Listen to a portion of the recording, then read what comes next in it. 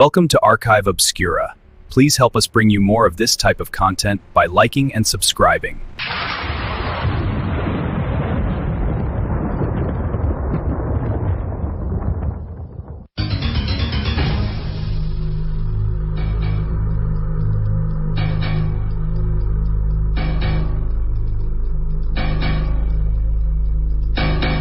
Okay, as promised, here he comes.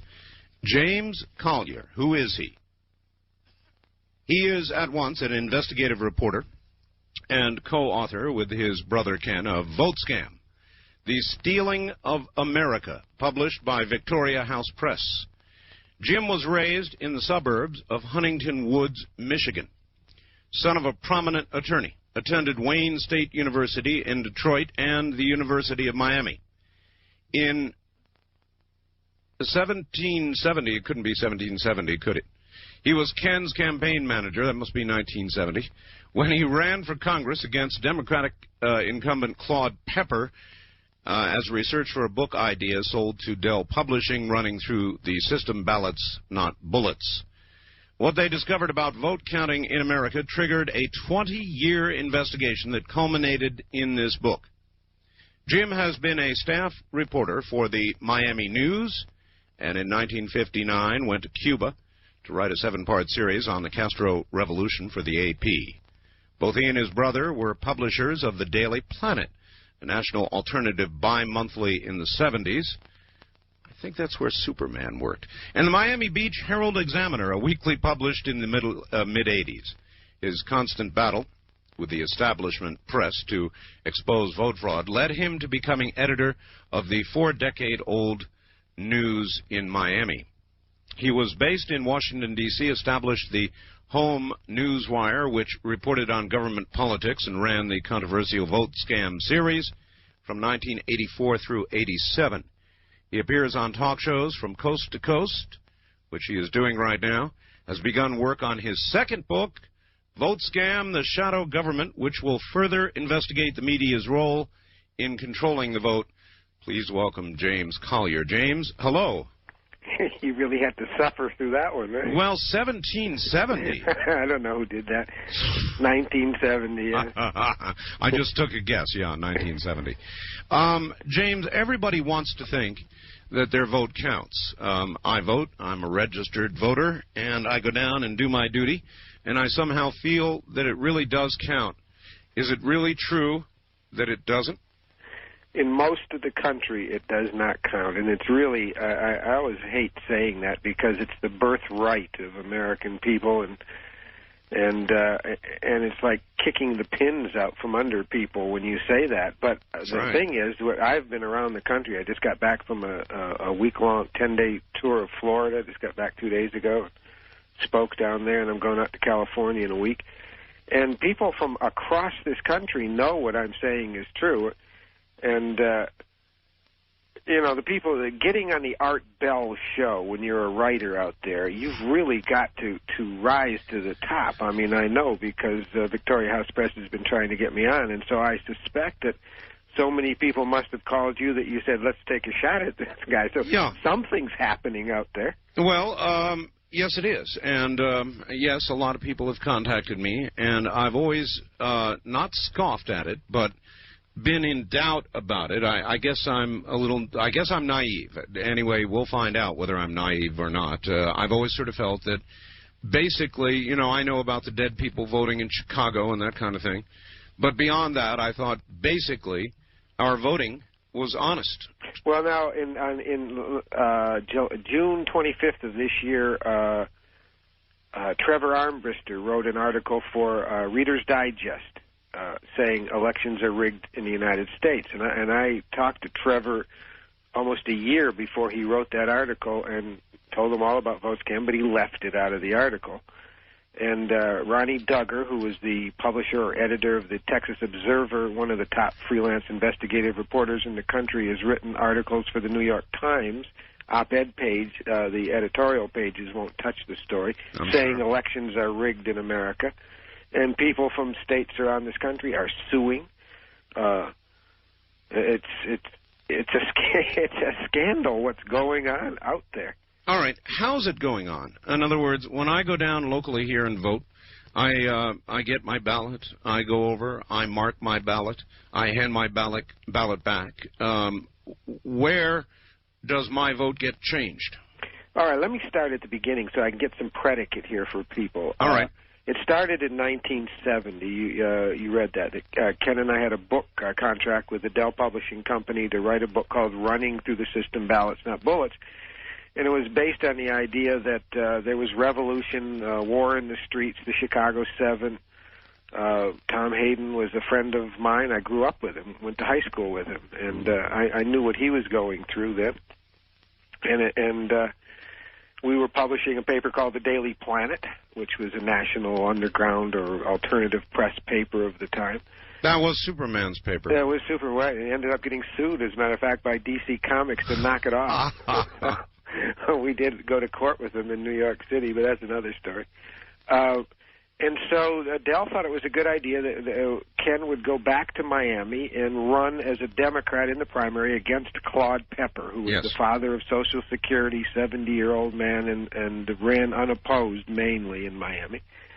And we wouldn't spend a nickel. What would the poorest guy in America be able to do if he was charismatic and spoke at every church breakfast, shook every hand, and did all the street work required out there? Mm-hmm.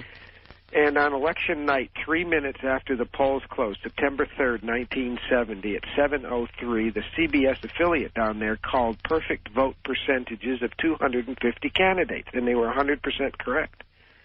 And then 20 minutes later, the NBC affiliate called perfect vote percentages, the same numbers exactly, but they added the digital total that each candidate would get. Mm-hmm.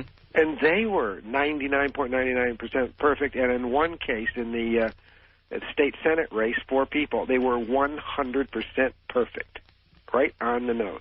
Okay. And, of course, that was impossible. And what should have been the end of the book right there in 70 has gone on now 25 years.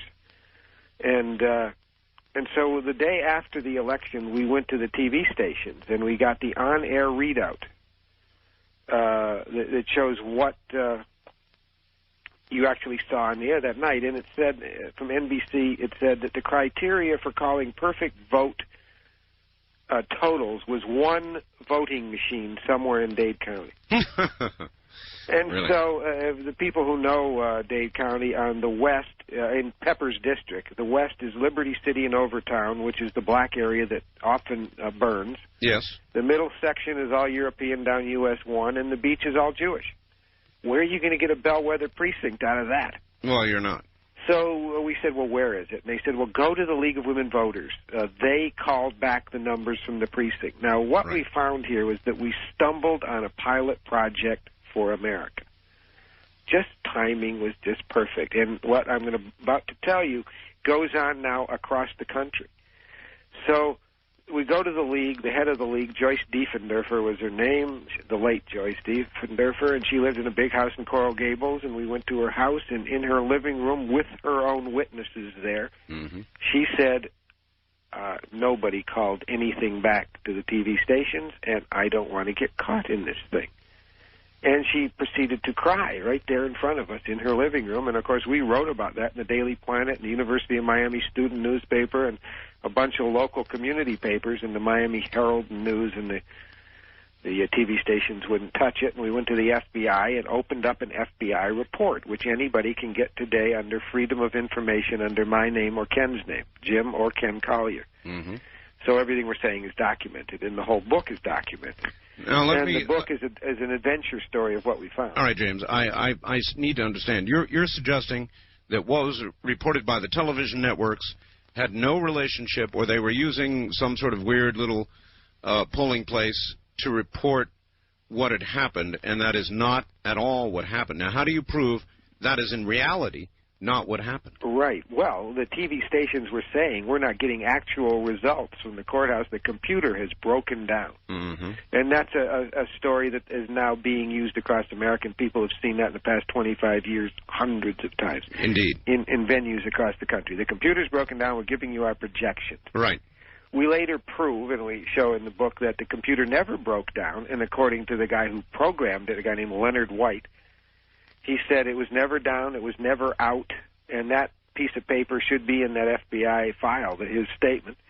And misinformation was being given out, and he didn't want to get nailed with this thing either.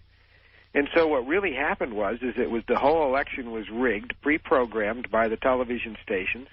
And we went to the elections, the guy who programmed the computer, a guy named Elton Davis, and for NBC. And we said, well, what's your program? How could you do this with one voting machine? Yes.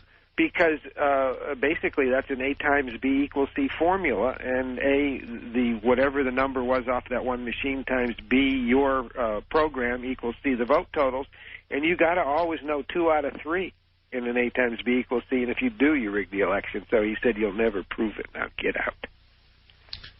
Well, and we went to the FBI with that. Yeah, fine, but I still don't understand. In other words, there are final, real vote totals. No matter what television reports, there are final total votes, correct? Correct. Now, does that show that, in fact, the other party won? In other words, you're talking about a rigged election, or are you talking about bad reporting? No, we're talking about a rigged election. The reporting was all made up in advance because, as we point out in the book, we had to go prove how once we found out that they did it, and that you couldn't do such a thing in 3 minutes or 20 minutes, because nobody called anything back. There was no program, and you couldn't do it in 3 minutes anyway, because you can't call 250 numbers off of a machine in 3 minutes. Right.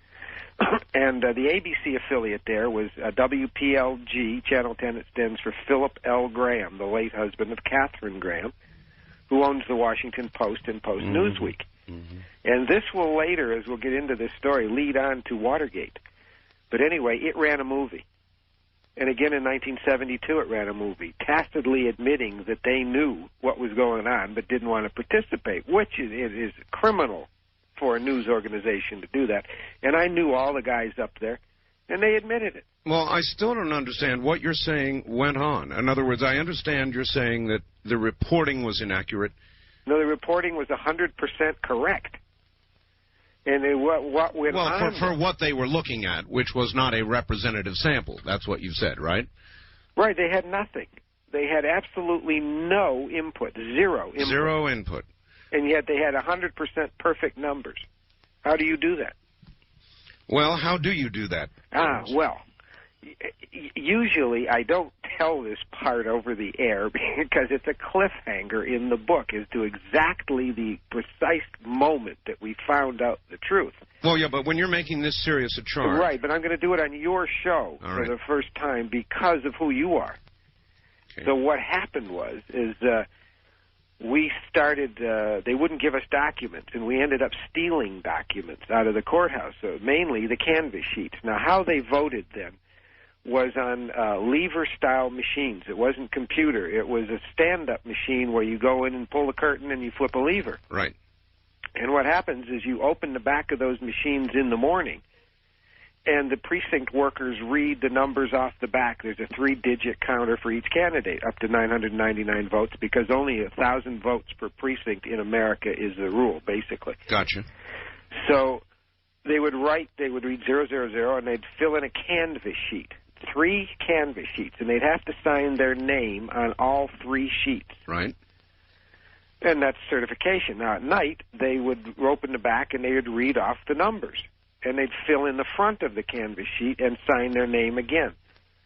So each person signed their name 6 times a day. Right. And there'd be about 12 people per precinct. Okay. And they would post 1 copy on the wall, send 1 downtown to the elections division, 1 to the county court. That's how it used to be done in America, and it is no longer in the precincts of America that the votes are counted. That's an important point for people taking notes to remember. So it was in the precinct, and they did all that. And so now the canvas sheets, when we went to look at them in the courthouse, looked all the same, except for maybe a half a dozen. Looked messy and like broken pencils and like humans had touched it. All the rest looked gray. And even where people had indented in the morning, they indented at night. And I said, these are forgeries. And so we hired a handwriting analyst. Right. And he came down and he said, no, these are not forgeries. This is real handwriting. Mm-hmm. So we ended up stealing all the canvas sheets, going into the courthouse, and a third-degree felony. I'm sure it is, yes. Stealing them all, and then went up to Broward County and stole them all, and went up to Palm Beach County and stole them all, and called the sheriff and said, arrest us. Well, what did you do? Walk in like the burglars at Watergate and rifle drawers and safes, or how'd you get them? We did that in Dade County, and in Broward County, we went up to the counter and asked for them, and they took them out, and then we just walked out with them. And the same in Palm Beach County. We just walked out with them. And when we got them home, it's a great scene in the book. When we get them home, I throw them on my pool table. Yeah. I had in my living room. Yeah. And we look at them, and we're convinced that these are forgeries, and we take them to the police department in Dade County, the Organized Crime Bureau, and the cop there, Sergeant Blue, Walter Blue, he takes us into the lab and he puts it under a microscope, and the pencil that they use, like the kind they use at racetracks, floated right over the top. Not a fiber was broken on the paper. And no indentations, no busted pencil leads, no points, no mountains on the paper. And paper is fiber. If you look at paper, it looks like it's all knitted fiber. That's right. Mm-hmm. And so you not one. And he says, these are all forgeries. And so we went back to the forger. Well, now, wait a minute. They're all forgeries. I mean, we went back to the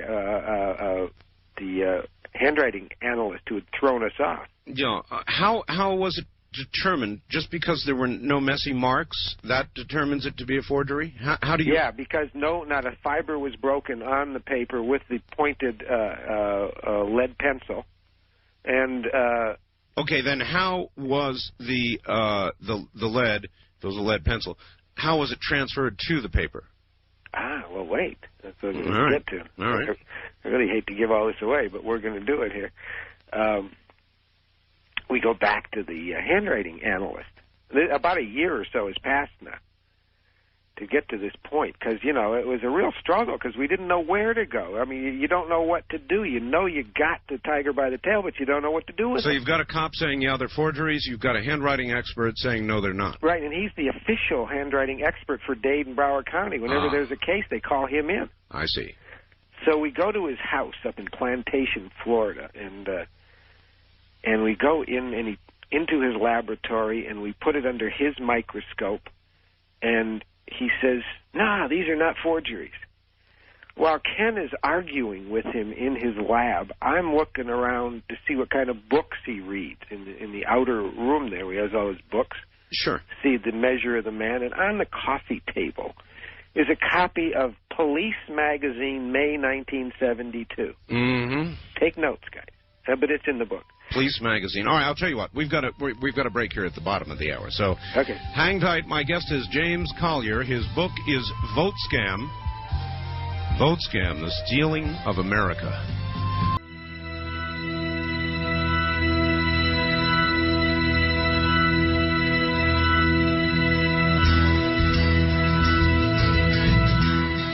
You're listening to Art Bell, Somewhere in Time. Tonight featuring Coast to Coast AM from July 3rd, 1996. About 30 minutes on the West Coast from Independence Day, are we? Does your vote count? Vote Scam is the book. James M. Collier is my guest. And we'll get back to him in a moment.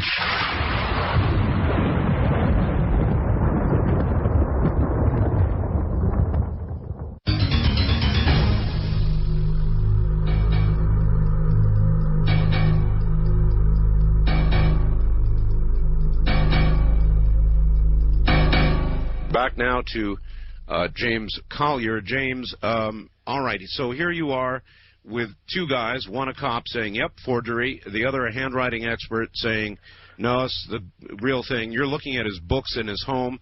What happens? So on the table is a copy of Police Magazine. I don't know if they still put it out, but Police Magazine was big then. And there's an article in there on how to forge documents using a bank rapidograph. A bank rapidograph. In other words, something that signs or writes automatically. Automatically, yes. right. Mm-hmm. You just get a signature and you can trace it. Sure. And it's written by the forger. His byline. The house we were in, he had it open on his vanity table. It was his article? His article. Oh, my. The hair stood up on the back of my neck. I showed it to Ken, and then I hear his wife or somebody rustling around the corner, and I said, let's get out of here. And I grabbed the magazine and I ran, and he chased us out of the house. Give that back. And so we gave it back. They didn't want cops after us.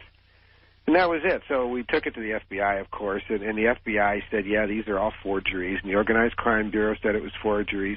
Really? And then they shipped all the voting machines out of town in 1973. And they refitted them with a device called the Printomatic. Now, what I'm about to tell you is being used in 30% of the country right now. Okay. And they said no longer will the precinct workers ever be able to open the back of those machines again. From now on, they're going to crank a handle, and a roller will go across a piece of paper which is put over those numbers. They were raised up like Braille. Yes. And it'll make an imprint, and then the paper will come out a slot in the bottom, like a gumball. Right. And it'll have the zeros on it, and you'll certify that. Right. And at night it'll have the numbers, and you'll certify that. Mm-hmm. So the first time they used it in Dade County, they cranked the handle, and the roller went halfway across and jammed, and they called troubleshooters because nobody had keys anymore. And the troubleshooters came, and everybody could see that where the roller had not gone, it jammed up, punched up the paper. Right. The zeros were on the paper in it, and the numbers were already on it for nighttime. You mean they had been programmed inside the machine. And so 4,000 precinct workers walked off the job, and the next day the Miami Herald wrote a story, September 24th, 1974, for you people who want documentation. And it said there was a big snafu when 4,000 people walked off the job, and it never said why. And it said firemen and policemen took their place. And hundreds of people went to the Miami Herald to get a story, and the Herald told them, go home, go away. We don't do this story, and so did the TV station. Let me take you back for 1 second. With respect to the election that you say you proved to the FBI's satisfaction and so forth was rigged, what happened? Well, the circuit court appointed an attorney, because we kept taking it all to the circuit court, the head judge, and he says, I'm sick of you guys. I'm going to give you an ombudsman. His name was Ellis Rubin. And Rubin is quite famous in America. He was the Bay of Pigs attorney, the Watergate burglars attorney, all of them except for Liddy. Right. And a few other famous. His most recent one is he was Kathy Willits, the lady who was in Fort Lauderdale, married to a cop, and they got her on prostitution, but he pleaded that she was had to have sex every 10 minutes or something. I remember that. Yeah, I remember that. Right. Okay. So that's Ellis. He's a terrific attorney. Anyway, it didn't cost us a nickel. Court appointed him. He saw it all, and he talked to the FBI and the Organized Crime Bureau, and they all agreed it's a rigged election, and we had proven how they had done it down to the letter. So he takes it all to the state attorney's office. Right.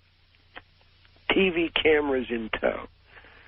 And he goes in, he waives immunity, which they made him do to intimidate him, which means if you're lying, we can prosecute you. Mm-hmm. And lawyers won't generally sign that. And he gave his report to the state attorney, and he comes out, and I'm sure we got the Pulitzer now, man. This is it. The story's about to bust wide open. And he stands in front of the mic, and he says, State Attorney Janet Reno has told me to tell you that the statute of limitations has run out on the crime, and she refuses to prosecute, and he runs out of the building. I'll be damned. And that's the last we saw of him for 8 years. But there it was. Janet Reno obstructed justice, admitted there was a crime, lied about a statute of limitations, and she's in the Justice Department now. Lied about the statute of Yeah, there's no statute on fraud, and even if there had been a 2-year statute on the original printed material that we found forgeries, It had 48 hours to go. All right, so you were well within, or not well within, but barely within whatever limit there would have been had there been a 2-year limit. Right, but there is none on fraud. But anyway, Ellis eventually writes an affidavit saying that he told her to do her duty, and she says to him, this is what he's willing to admit, but more happened than this, that she said, Ellis, if I do this, it'll bring down everybody in Dade County. I'm going to do it. So she didn't do it. And that's why she's in the Justice Department now, protecting vote rigging across the country. All right. Now, you say that the same kind of machines that you just talked about are in 30% of the precincts across America. Right. There's a woman in Waterloo, Iowa, who read the book, and then she had a public access TV show there, and she was on the school board. And she went to the election supervisor there and said, I want to look in the back of the machines and see what's on those Print-O-Matic, that piece of paper in there. And he said, when hell freezes over. And the Waterloo, Iowa Courier vilified her and told everybody in the editorials, don't read Vote Scam. It's not true. Don't read it. And I called up the guys over there, the head editorial writer and Eric Wolfson, and I had a long talk with him and explained, just like I'm explaining to you, and he'd read the book and all that, and I said, you know, this is wrong what you're doing. And he says, I know, but I'll never get the other guys on the board to allow you a rebuttal. Well, in every case, you've got a candidate, an incumbent usually, and you've got a challenger at least. Uh-huh. Now, when a vote comes out a certain way, you would think if there was vote fraud, and with your material out there, the guy who lost would be inclined to say, look at Collier's material. It was stolen from me. Right.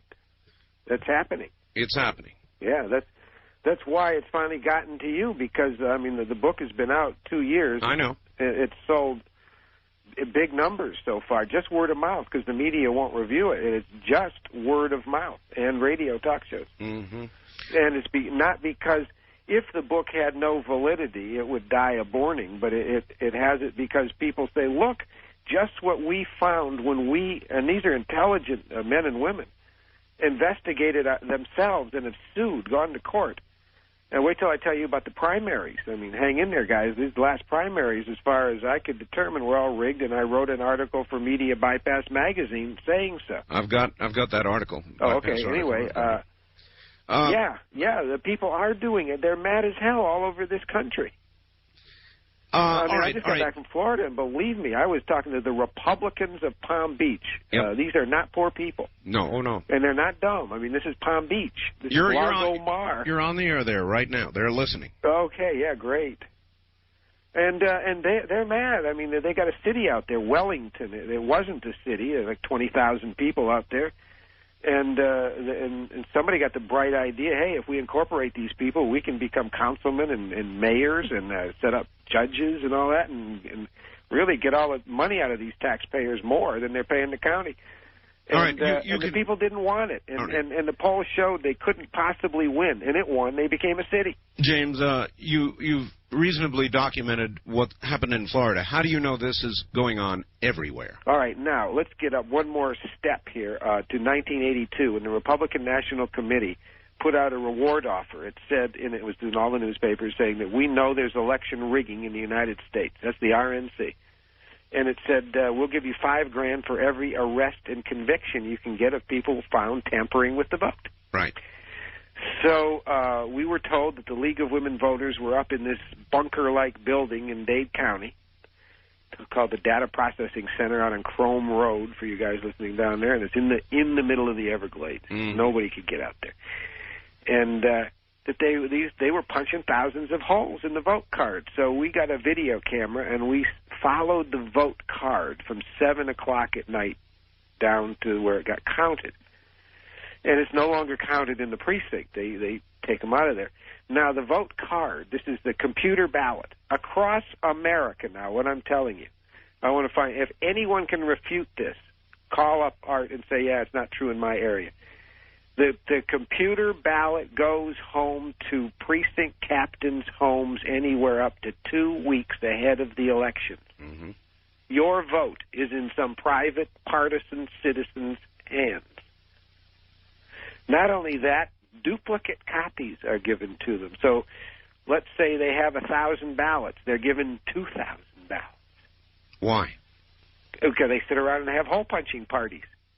And then when the polls close at 7 o'clock, and this is all on video, and I finally got a video. I'm putting out, within the last month, I finally got a video, and the footage that I describe, what I'm telling you right now, is described in the book, but it's also on this video if people want to get it. What actually do you have on video? All right, now I'll tell you.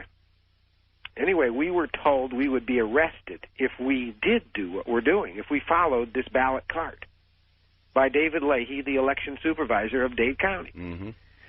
So we went to a precinct and we created a lot of noise at 10 minutes to 7, and then they called Leahy and the cops, and we ducked out of there and went to another precinct and quietly went in and had a camera, said we were from the Miami Herald, and we photographed the whole process and followed it down to the procedures the same across America. It goes from the precinct to, like, say, a high school where 10 precincts will bring their, or 20 or 50 precincts. Sure. Will bring their security. For counting, yeah. Right, and then they put these things in metal boxes, the 1,000 cards, and they seal them with a seal like you use on your meter at home, your hot water, your meters. You know, it's plastic end on a wire seal.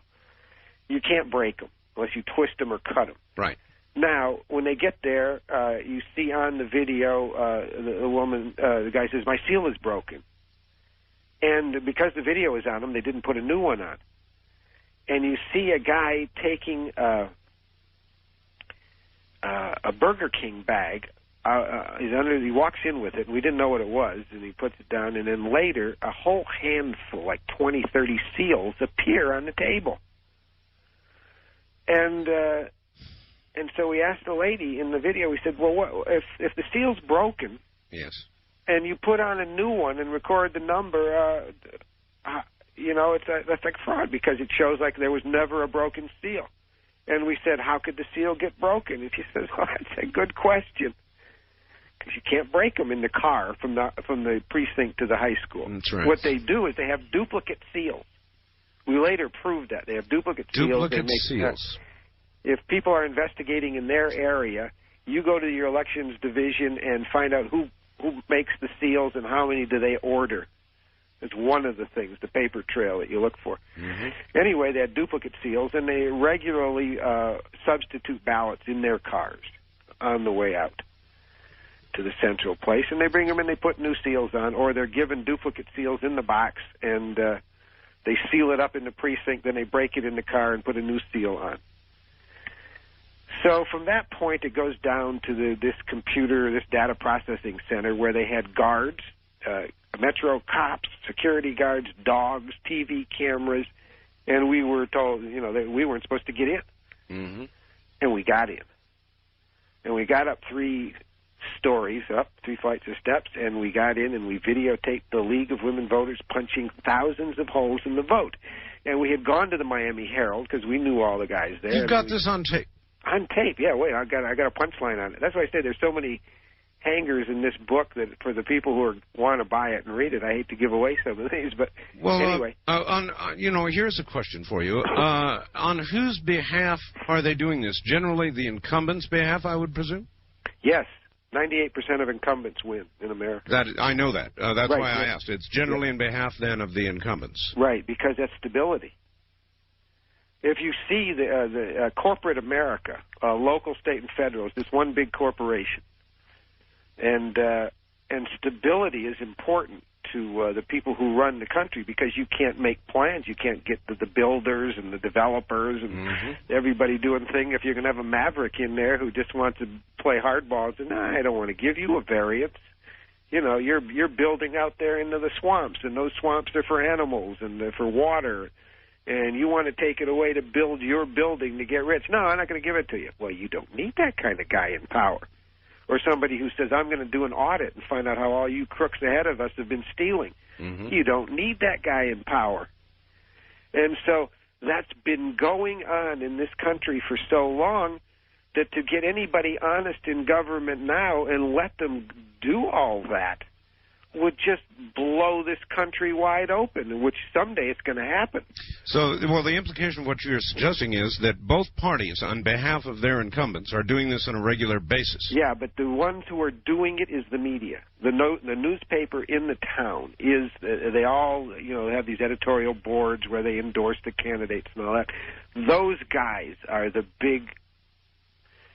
publisher, the guys, the country club set. They're the ones. The election supervisors just do what they're told. But the power is the media and the television station owners. It's a handful of people in each venue. And nobody can go complain to them because they're the media. Who are you going to complain to? Well, I'm not sure now that I'm following you. I certainly follow the vote fraud part of it that you've talked about. But what do you mean? Someone's out there saying, who's doing it? So who makes the rules? Are you saying this because you go to the media and they won't touch it? We go to the media and they won't touch it. That is correct. Yeah. And not only us. I mean, people across this country have had wars with their local media over this. I've got a war going with Bob Woodward of the Washington Post. He says, don't start a war with me over this. And I have that quote in the book. Mm-hmm. Yeah, that's it. Because they won't do anything about it and because we actually know the procedure that they use. But wait, it gets even worse. Okay. It gets worse. Wait, the indictment of the media gets heavier and documented. Anyway, they're punching the holes, and the Herald had sent a reporter named Bob Lowe, Pulitzer Prize winner there, because we said, hey, we're going to go up, and they're threatening us with arrest. And so they sent him there to see if we got him. And he was there, and we get him on the video. Anyway, they're punching the holes. He writes the next day in the Herald that thousands of holes are being punched. There was a blizzard of Chad, was his quote. And Chad is the little hole that you punch out of the thing, the little white piece. He wrote on the floor and on the feet beneath the table. So anyway, we go into the room where they're counted after that. And this contingency of women and men are being paid at that time, I think, $50 per head per hour to the national coffers out of taxpayers' dollars to be in there tampering with the vote, and they're still getting it across America. Anyway, we go into the room where these BMX machines are, ballot multiplexers, which is just like a console, like an old radio used to be, stand-up. Sure. And they would put 1,000 votes on one side of a metal hopper and a light, and a pneumatic thing would suck the cards past a light, which would read the holes in the cards and onto a magnetic reel that you see turning and then come out the other side. And so 8 of the 9 machines were totally dark and empty. Nobody standing, nothing. And then the 9th machine, we videotape a guy taking a card from the already counted side, putting it back to be recounted, a federal offense. But the FBI stop-actioned it for us, and they caught that the holes in the card were running the wrong way. It wasn't even votes. It was a phony deck. Yeah. With that, the hand goes over the lens of the camera and said, get them out of here. They drag us down 3 flights of steps and out 100 yards to the Everglades, and the cops said, don't come back. I'm surprised you haven't spent a lot of time in jail, James. Well, Janet Reno had me arrested. She did? Yes. So you did spend some time in jail? I did indeed. How long? Well, they bailed me out, so it was, just hours, but I was under, I couldn't leave the county till that got resolved. But how it got resolved, I don't want to give that one away. That's a good cliffhanger too. I don't want to just give that one away. She did have me arrested, and the front of the book says the book that indicts Attorney General Janet Reno. And there's a petition in the back of the book saying that we've read this book and we know there's election rigging. And yeah, she's been saying she's sick of getting those petitions. Yeah, she's sick of getting them, right. I know. So all right. me. James, listen, we're at the top of the hour. Hold on. We'll come back. We'll talk about the primaries. The trip back in time continues with Art Bell hosting Coast to Coast AM. More Somewhere in Time coming up.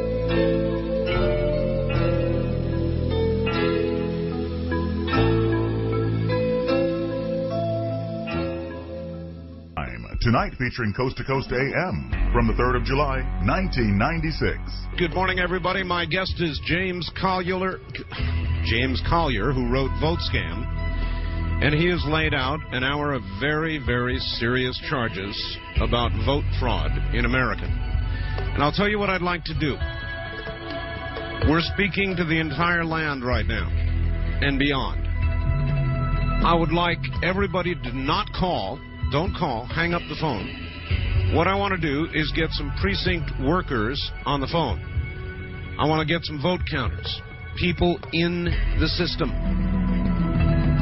Attention, attention, attention. If you have been a precinct worker, I'd like to talk to you. So let me give you the appropriate numbers, and if you have worked in a precinct and you know of what Mr. Collier speaks, or you wish to challenge it, I want to hear from you.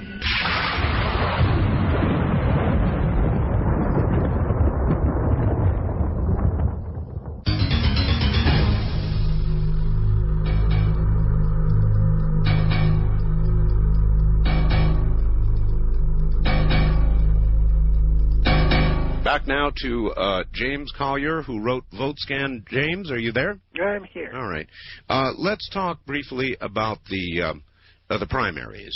Well, wait, let me just finish one thing there. All right. The tape that we sold to Pat Robertson and his 700 Club, this Christian Broadcasting Network. Oh, you did? Yeah, $2,500 he paid just to show that once on his show. And so do you retain the rights to the tape, James?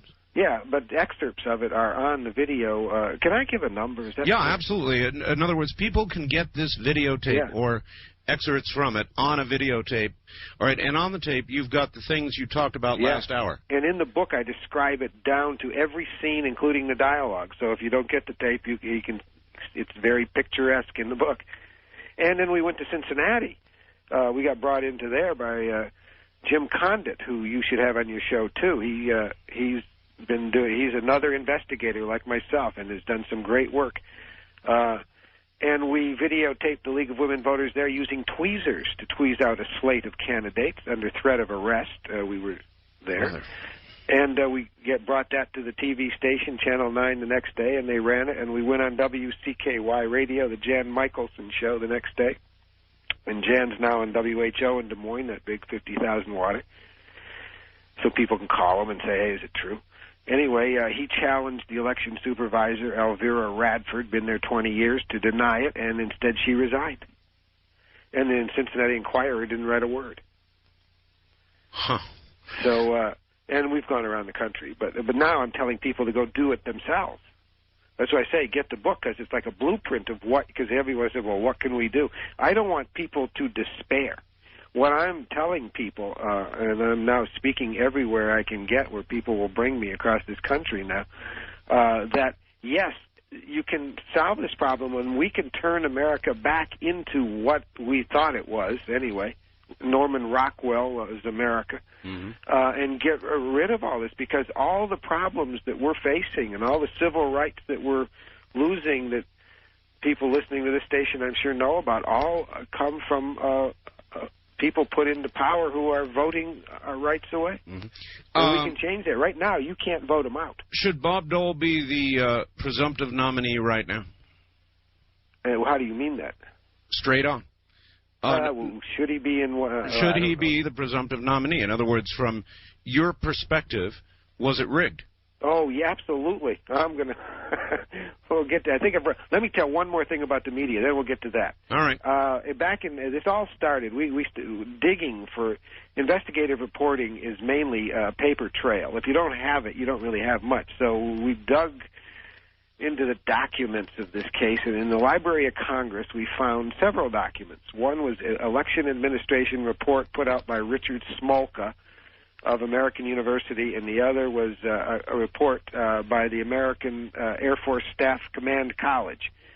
And what they said was that back in 1964, after Kennedy was assassinated, the TV networks and the AP, UPI, and Washington Post, New York Times all got together with the United States Senate and Congress and the FBI and the CIA, and they made a deal.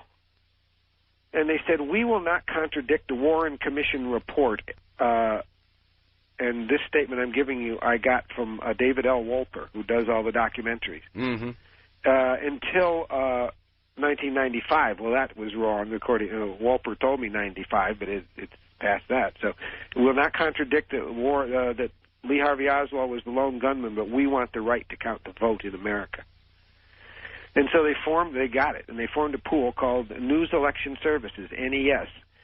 And it's a network pool. So when you see Brokaw, Rather, and Jennings go on the air saying we're the first with the most at 7:01 in the President's Clinton, and they're not. They're all getting it from the same tote board at 225 West 34th Street, New York City. Just like the Miami thing that I explained in the first hour, League of Women Voters out calling back numbers, their computers, same game. The pilot project is now national. And so, and their computers tie into every mainframe computer in every county in America that counts the vote downtown by computer. And it can change those numbers in counties across America at will. And it's tied into every Secretary of State's office mainframe computer and can register the vote. So the news media has total control of the vote. And I just found out from an investigator in Polk County, Florida, that there's a company called AIS, American Information Systems. Now, what we also discovered was that companies, there are private companies, and I have an open letter to Ross Perot in the book telling him about this, and he's gotten it from many people, believe me, is saying that these companies go and run the elections for the election supervisors around America because they don't know how to, the election people don't know how to run the computers.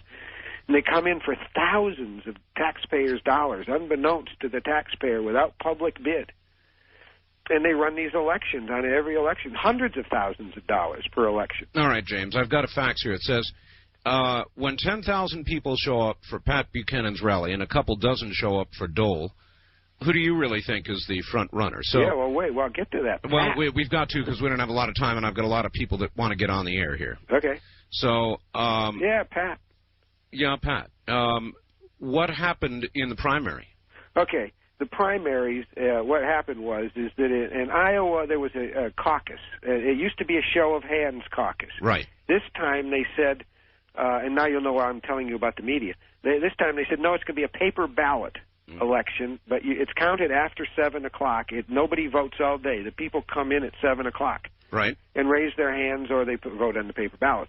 So at 6:55 in the Iowa caucus, the television media came on the air, and this is all documented, and said, we got the totals. We know who the numbers, and Dole's going to win. And not a single vote had been cast. And so after the election, the numbers, they were told, don't register those votes downtown, those paper ballots. Just throw them away. It's not a real, It's just then why wasn't Pat Buchanan screaming bloody murder? Well, wait a minute. So anyway, what happened was the next day in the paper, the people noticed that 10% of the Pat Buchanan's vote was shaved, and Dole was added 3%. Mm-hmm.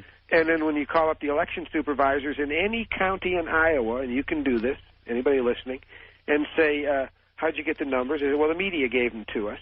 And that they, whatever the media said is what got recorded. And that was NES, the network pool. Now, Buchanan goes to New Hampshire. And we have a story in the book about how Bush rigged the New Hampshire primary to beat Dole in '88 and how Sununu was the beneficiary of that. Anyway, They ran an ad in the New Hampshire newspaper, the Manchester paper, and if you go to Pat Buchanan's page on the Internet, you'll see this ad that I'm talking about. And it says, we've read vote scam. Now, I didn't know they were going to do that. They said, we've read vote scam, and we know you rig elections. Don't do it this time. Full page. And so Buchanan wins. Now the media the next day says it's the last one Pat's ever going to win. The momentum in '88 carried the wimp Bush all the way. He loses his wimp status and goes all the way on momentum. But Buchanan's the first guy who has no momentum after winning. So they cream him on all the Super Tuesdays after that. across the country, every primary, and 51% and 62% schematically across the country. And that's another thing to watch for in these elections. You'll see at 7:01 when Brokaw and Rather and Jennings come on and give you the numbers based on a phony exit poll in the East, those numbers will not change all night. Mm-hmm. Anyway. It is true. They do seem to stay roughly the same. Yes, everywhere, local elections too, and that's an indication right there of a fraud. Now, we go to Arizona. Buchanan, according to the networks, wins. And they have to come on the air the next day and say that for the first time our exit polls didn't work. Forbes wins. I recall. So now we find out that 60,000 that they're willing to admit to extra ballot, what they did is people got a plastic card with a 7-digit number on it. It was their own card. And when they went to vote, the 7-digit number was recorded on a piece of 8.5 by 11 paper by hand. And the card was punched, so you couldn't vote twice. But they printed 60,000 more that they admit to. And the election supervisor comes in the middle of the day at all the Maricopa County precincts there in Phoenix and takes all the ballot boxes away. Says, put the rest of the ballots for the remaining day into that box over there. And they go stuff them, and, of course, Forbes wins. After the election, all the Buchanan people call me, and they say, what can we do? Because the election supervisor put out a report saying that only 2 people used those 60,000 extra ballots. And so they said, what can we do? So I called the election supervisor's office, and this is in the Media Bypass article, and I said, how did you know that? She said, well, we had 20 people after the election count take those 7-digit numbers, 219,000 7-digit numbers, that's how many voted, and run them into a computer. And so I said, 20 people? He said, well, 13. Okay, 13 people. I said, and they worked how many days? 3 days. I said, how many people? 10 people. 10 people worked 3 days after the election, 12-hour days. I said, did they get a break? Well, 15 minutes. I said, that's it, 11:45. He said, well, maybe 2 breaks, 11 and a half hours. All right. That means that they had to punch 50,000 numbers a day apiece into the computer. That works out to better than a number a second, and they never could go to the bathroom. I said, did you ever hear of carpal tunnel syndrome? So I said, give me the name of the 10 people. No, I can't give you that. Public knowledge is taxpayers' dollars. Can't give you that. Give me the readouts with the 219,000 7-digit numbers. No, I can't give you that. And people in Arizona now are causing a big stink about it, and I don't know what the outcome is yet, but I'm going to be writing an article in Media Bypass when I... All right, well, you'll probably hear from Arizona. I want to get to some of the phones. West of the Rockies, you're on the air with James Collier. Hello. Yeah, this is Tom from Nevada. Hi, Tom. And I've met Mr. Collier before. I think he knows who I am. Yes. I've been doing a lot of work here in the Las Vegas area. You have been doing work all over the country. Everybody gets to you. Anyway. This man is definitely a person who knows the truth and who has been putting his own life on the line, helping people around the country. Well, what I wanted to bring up was that here in Las Vegas, we videotaped some of the similar incidents that you saw over in Miami. We videotaped the ballot boxes coming in from the precincts to the Cashman Field, which is where they are supposed to be counted. The tables that received the ballot boxes, they call them transfer boxes, all the tables had what they call seals, these paper seals that are supposed to be on the boxes to protect the boxes from tampering. We have on videotape the tables where all the election officials were at receiving these boxes had spare stacks of seals on each table. Yeah. And we videotaped the boxes coming in with the seals that are supposed to protect the boxes from being tampered with and certify that they haven't been tampered with. Many boxes, we calculate about 20% of the boxes were coming in with broken seals or missing seals. And what they would do is they would simply ask the poll workers right in front of everybody, and we have it on videotape where they filled out new seals right in front of you, right at the election counting area, and they peeled them off and slapped them over the old broken seals. And then they took the boxes upstairs where the computers were, where they unloaded the ballots, and then they counted the ballots like there was nothing wrong. Right, that's done across the country. Same procedure. Maybe everything is standardized across the country as far as the fraud goes. Maybe you ought to get that videotape to Mr. Collier. Oh, he's got mine. I got his. Well, I've got his, but everybody talks to this man. All right. Our video is got a lot of interesting things also. But I want to bring up something else, Mr. Bell, that in Nevada they're doing something new. They're installing what they call all electronic voting machine called the Collier Pacific. Yeah, I know about it. And that is the most insidious thing because there is no paper ballot to do a recount with. Well, according to you guys, it's insidious either way. Yeah. Is that right? Well, at least the paper, if you have a paper ballot and someone starts monkeying with the votes, you can go back and you can videotape it, you can do investigations, you have some record to work with. Oh, I see. When everything is stored in the computer, then there's nothing for you to tangibly record. For instance, in a bank, if you did not have any written statements or records of deposits, etc., you could not prove that somebody's embezzling money.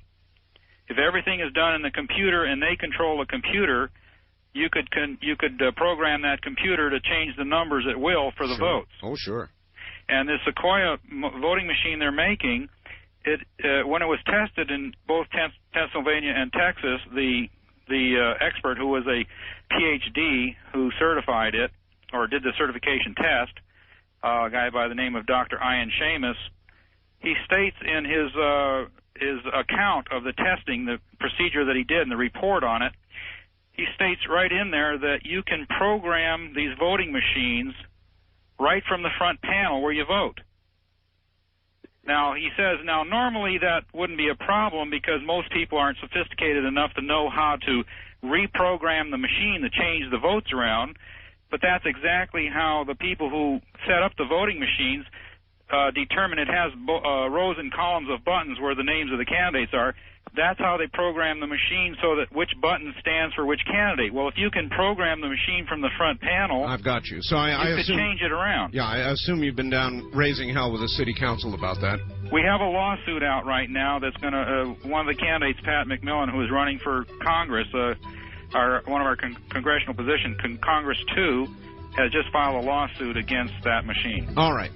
Very good. James, hold on. We'll be back to you in a moment. We're at the bottom of the hour. We're talking with James Collier. Why can't I get that right? James Collier, who authored Vote Scam along with Kenneth Collier, and we'll be back in a moment. This is Premier Networks. That was Art Bell hosting Coast to Coast AM on this Somewhere in Time.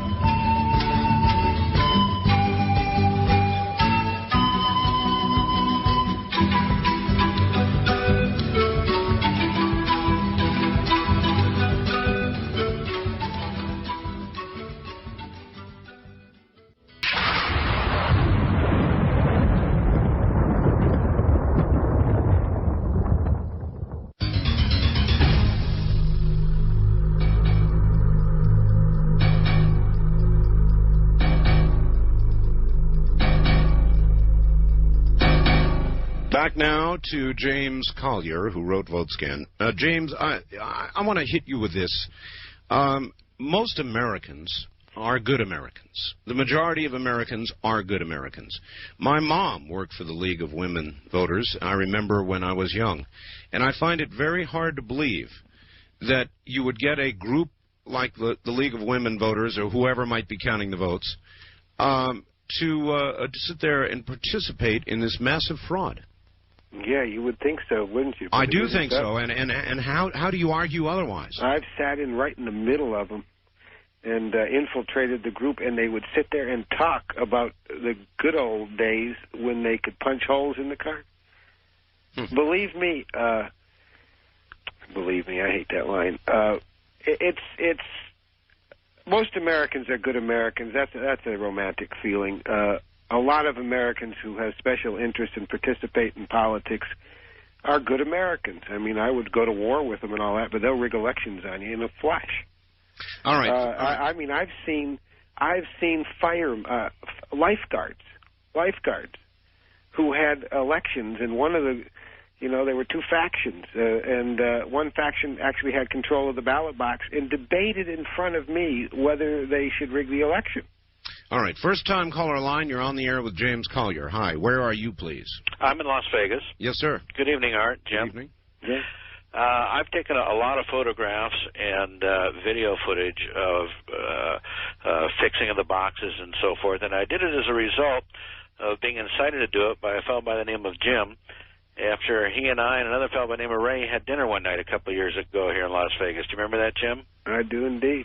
And as Tom told you, I filed a lawsuit against Catherine Ferguson on the Sequoia Pacific machine. Right, she's the election supervisor. Yeah. Of course, the problem is the federal courts are pretty corrupt, and they'll do everything they can to throw it out. And the only way we're going to get that suit on is if we get a lot of public opinion, if we get a lot of discussion on the radio and on the TV and the newspapers and so forth, to where the courts realize it's a hot potato and they don't try to throw it out. Well, it's growing. This show today is a watershed show. Mm-hmm. Wildcard line. You're on the air with James Collier. Hi. Hi, Mr. Collier. This is Elizabeth in Vancouver, and I just wanted to corroborate your thesis, your premise. I ran a couple of campaigns for a very ethical, conservative Republican woman who campaigned on her intention to do an audit, in your words, to find out how much had been stolen by the guys who had been there ahead of her, if you know what I mean. Yes. And on election night in 1994, I was watching the precinct returns coming in over cable TV, and a message came across the screen that the computers at the election office had crashed. So I called the election office to find out what was happening, and another conservative Republican volunteer came to the phone, and her voice was shaking, and I asked her what was wrong, and she cupped her hand over the phone and whispered to me, about a half an hour ago, I walked into this little room where they keep the computers which count the ballots, and they didn't see me. They had their backs turned to me, and I heard them say, in about a half an hour, the computer will be crashing. And it did happen. And it's in the book. We write about it. It's a national phenomenon. In Canada too. That's what they do. And what they do is they let through to see if they're going to get whipped by the candidate, the good guy. Right. And then if they are going to get whipped because you see that candidate is winning, they crash the computer, and only when it comes back that candidate's losing, but only that candidate gets turned around. Exactly. It was a Republican sweep except for my candidate. But I have a question here. The same thing happened to her, incidentally, in '92 in exactly the same way. But in this case, they broke the seal on that computer, wheeled another one out, took the card out of it. But this brings up the question of voting ballots with software programs, and I wonder if you talk about that. Also, in this county and in the state of Oregon, we no longer have the safeguards of the precincts, and I'm sorry, I have to disagree with you. I think that is our only safeguard in any election, is to have a careful poll-watching count at the precinct level. That's gone in our county. It's gone in the state of Oregon because of mail-in ballots now. Right, you're not disagreeing with me. That's exactly what I did say. Well, would you talk more about computer software? And thanks very much for your book. The computer software is all pre-programmed, and it's a black box operation, and it's got trap doors, Trojan horses. There's a professor at Princeton, Howard Strauss, who's written whole treatises on it, and how you can't be stupid enough to vote on this stuff. He's got a thing called Election Watch. All right. And we quote him in the book. All right. East of the Rockies, you're on the air with James Collier. Good evening. Good evening, Art. Where are you? Great show. Erie, Pennsylvania. All right. Yep. Mr. Collier, now, for my edification, this is why I'm calling in. I work a precinct for a candidate, and it was my job to hand out bills distance away from the polling place, and then at the end, after the polling was done, it was my job to go in and get the count. Now, the type of machine that everybody uses around here is the type where you pull down the levers and the screen goes behind you after you pull down the big lever. Right. But you vote by individual little levers, or you can take one lever if you want to vote the party line, whatever. Right. And so after everything was done, these scrolls were taken out of the back of the machine. It's the Printomatic. Pardon? Yeah, it's called the Printomatic. Okay, yeah. And these were taken out, and they were laid on tables, and then the count was given to us people who were interested for our different candidates. Well, if you heard the beginning of the show, I talked about that. And yeah, how does that work? That's how they rig elections. Yeah. I didn't catch how that works. How is that already done? Yeah, pre-done ahead of time. No kidding. Yeah, and I tell people have them open the back so you can see it. And so far, not a single precinct in this country have they ever allowed anyone to look at those pieces of paper in there. Oh. And I've been telling people, fight them. Oh boy, how do you get to do that? These people seem like they guard that with a militancy that's scary. You're talking billion-dollar business, vote rigging in America. It isn't just here, it isn't there, and it isn't dead people. It's billion-dollar organized business. They have a newsletter that every election supervisor gets, election administration report. You can get it in the Library of Congress. They meet, election supervisors meet in little Appalachia-type meetings in big resorts in America every year. Oh, boy. And they organize. It's all the same procedure. All right, well, he's asking, how do you fight it? First of all, the word, get the book, get Vote Scam, and show it to your friends and neighbors, because everything is in there. We put it all in there. And that was the reason for writing the book. I didn't do it just as an exercise. I understand. Well, it would seem then the only way that you could fight it is the way you fought it, by doing illegal things, breaking in, that sort of thing, right?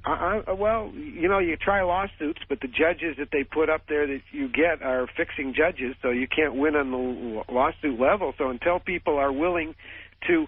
I'm telling people to boycott their newspapers, because the newspapers are in on it and running it. Boycott the advertisers in the newspapers until it becomes an issue. Yeah, but why, even if you assume that a lot of newspapers are crooked, in effect, part of the whole thing, surely they're all not, and a lot of reporters would just love to get their hands on something like this. It's a big story. Find me one. I'll talk to him. All right. West of the Rockies, you're on the air with James Collier. Hi. Hi. Where are you? I'm in Ellensburg, Washington. All right.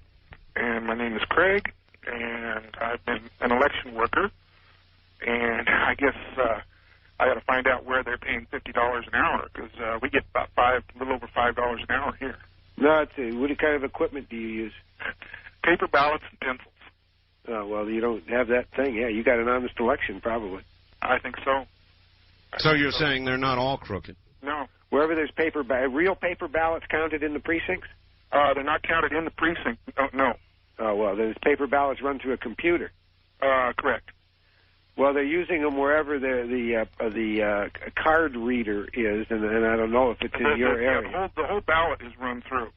Right. In the precinct or downtown? Downtown at the county Well, you check it out downtown right there, and you see if there's a contingent of people who handle that paper ballot before it runs into the computer, and they're the people. They don't get it. The League of Women Voters gets it in the national coffer. Well, I don't know. I just everything you've talked about, I'm assuming that it's in bigger towns than ours, because I don't see it. Well, go check it out. Maybe it is in your town. You haven't checked it out. Okay. All right. Thank you, sir. Wildcard Line, you're on the air with James Collier. Hi. Hello. Earlier in the interview, you talked about Pat Buchanan and then said that you was going to come back to him later. Yeah, where are you, sir? St. Louis. St. Louis. All right. Yeah, Missouri was the only state that had the media did not report on Missouri's primary. Why? Right. Who won that primary in Missouri? That's true.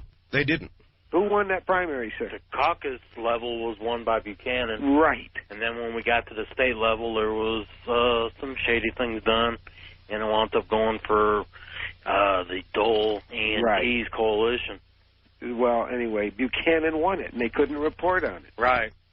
No. And in Kansas, Dole, they didn't have a primary because they took a poll and found out that Dole was going to lose in his home state. Yeah. Anyhow, like I said earlier, you talked about what Buchanan would do after Iowa, and then you kind of just glossed over it. No, I said what he did. I said he went and he won in New Hampshire with the ad that he took out in the paper. It's on his page for people who have the Internet. And then he went off with his tail between his legs after that. And believe me, people have gone after him for this. And I put forth a proposition that when they had the meeting down in Dallas with Ross Perot, and everybody was there from Pat and Republicans and Democrats, that the done deals were done there, and Pat was told he wasn't going to win, but that he could go out and make noise. Yeah. And that's the name of the game, and that Pat knows it, and that on his page is filled. Just go to Pat Buchanan's page, and you'll see all the vote scam stuff all over his Well, stuff. I can do that better than that. I can go to Pat Buchanan, and I can ask him, what do you think he would say? CNN, he was on CNN, and I think it was Bernard Shaw or somebody said, you know they stole it from you in Arizona, and he said yes. I mean, just a meek little yes? Yeah. Yeah. East of the Rockies, you're on the air with James Collier. Good evening. Hi. Hello. Where are you? Nashville. All right. I work for a local television station and in the news department, and I know that every reporter there would love to take this kind of a story if the evidence is there. Yeah, that's what I thought, too. It seems ridiculous that there's not a judge anywhere who's not corrupt, that there's not a reporter anywhere that's not in on the scam. I guarantee you. How do you vote in that county? On what kind of equipment? I honestly can't tell you, because I just moved into the county. Okay, so that's your problem. When you go investigate yourself, you're going to find out what I said, and and if you do try to do the story, they'll fire you. David Burnham of the New York Times was fired, and we print that story in there for printing an article saying that Admiral Poindexter of the National Security Administration in the White House under Ronald Reagan did a report saying that the elections are rigged in America with computer, and they fired Burnham for that.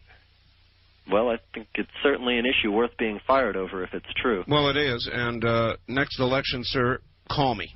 All right. Yeah, me too. Thank you. Victoria House Press in New York City. All right. First-time caller line, you're on the air with James Collier. Hi. Hi. You have an interesting program tonight. That's good. Where are you? I'm in Texas. Texas, all right. I'm a precinct chairman here in Mitchell County, Precinct 4. Aha. And I don't know where these guys get their idea, but they are, well, I don't want to say let's just say they're completely wrong. What kind of I equipment? have worked the election here in Mitchell County since 1982. What kind of equipment do you vote on? Pardon me? What kind of equipment do you vote on? It's a paper ballot. Uh-huh.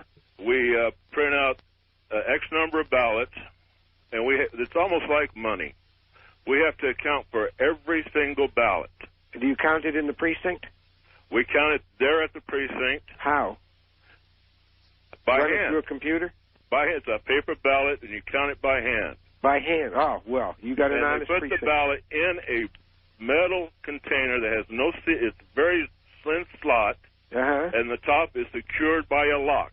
Right, and then it's only opened by one person. That's the election judge. And they count it by hand by three people, 3 different times. Then it's turned into the county registrar, who also counts it. And do you record it in the precinct on canvas sheets? Right, on what we call a tally book. Right. Well, you're talking an honest election, sir, and it's the only way it is. My election is honest, and the rest of these are not honest. Correct. You are what we want to go back to. Sir, all the elections are honest. Oh, well, I don't know about that. You're making money off of it, and the elections are honest. The people are honest. There's too many people in the line of chain counting these ballots for one honest person to say, whoa, wait a minute, there's something wrong here. Yeah. So, I appreciate what you're saying, but you are India, Israel, and Great Britain all are democracies that use paper ballots only, just like you do. But the rest of this country uses computers. So to say all people are honest, I appreciate your godliness, sir, but they're not. Well, I'm not. I'm really not going for either broad brush statement. I don't think they're all rigged. I don't think they're all honest. No, correct. They're not all rigged. There are places where election supervisors, and they've told me, North Carolina, I think, is one of them, they will not use anything but paper ballots because they know what's going on in the rest of the country. Just like that lady said, she got into the room and they didn't know it. And they knew the computer was going to break down in a half hour. When you get inside the computer part of it, and that's 70% of the country. All right. East of the Rockies, you're on the air with James Collier. Hi. Hi, Art Bell. Yes, where I'm are... turn down my radio. Oh, good. And also tell us where you are, please. I am in Houston. Houston, all right. The gentleman that just called, I tend to agree with him. I'm really surprised I got through to you, number one. Also, Art, I'm not sure why you're even buying into this. I have a lot of problem with this. What makes you think I have? Well, I guess I'm not sure. Okay. I'm not sure. All right, I'm listening, and I'm listening to the callers. To me, it's very important that we get the people that work in the precincts. I understand that, but this just sounds like one of those conspiracy theories. I agree. And, if you want to go with something like that, what makes us think, excuse me, I'm very nervous. That's right. What makes us think that this is not some liberal conspiracy to convince people that they shouldn't vote in the upcoming election, because, perhaps they see Bob Dole coming and they can't do anything about it. Well, did you hear all the other people calling in? Of course I did. But I thought, I have tried to get into the show. You think that I have tried to get into this show forever. I didn't know I was going to be on this show till today. Really? Well, I have tried to get into the show forever, and I find it rather unusual that people I didn't know I was going to be on the show till a few hours ago, right? That's correct. So I didn't conspire with anybody. It's all true, and if you read the book, you'll know it. I think you're doing yourself and people a disservice, ma'am, because reading is really an important thing to do. And if you read the book, Vote Scam, The Stealing of America, that I bothered to write, you would walk away sick to your stomach about what's going on in this country. Well, sir, I don't believe everything I read. Well, then I read a great deal, and there's no way that I can believe everything. Well, then go out and investigate how the votes counted. That I intend to do. Okay. When November comes, I'm gonna follow. Vote somewhere. Videotape the whole election from 7:00 at night on when the polls close, and follow your ballot if it's a computer ballot there in Houston, I think. That's a fair challenge. I agree. I'm a teacher, and I seriously thought about what you were saying about them not letting people follow, and I was thinking, gee, maybe I can take my kids and just say, well, we want to see what the process looks like. Please, if you do, I'm writing a second book. Call me at Victoria House Press in New York Well, if I do City. I'm not sure if I can get away with it, but I would certainly try. But if you're not sure you can get away with it, that should make you sick to your stomach. Every part of the vote count in this country must be open and not secret. You're right. And if you have to hide in America because you can't get away with it, already you're buying into my game.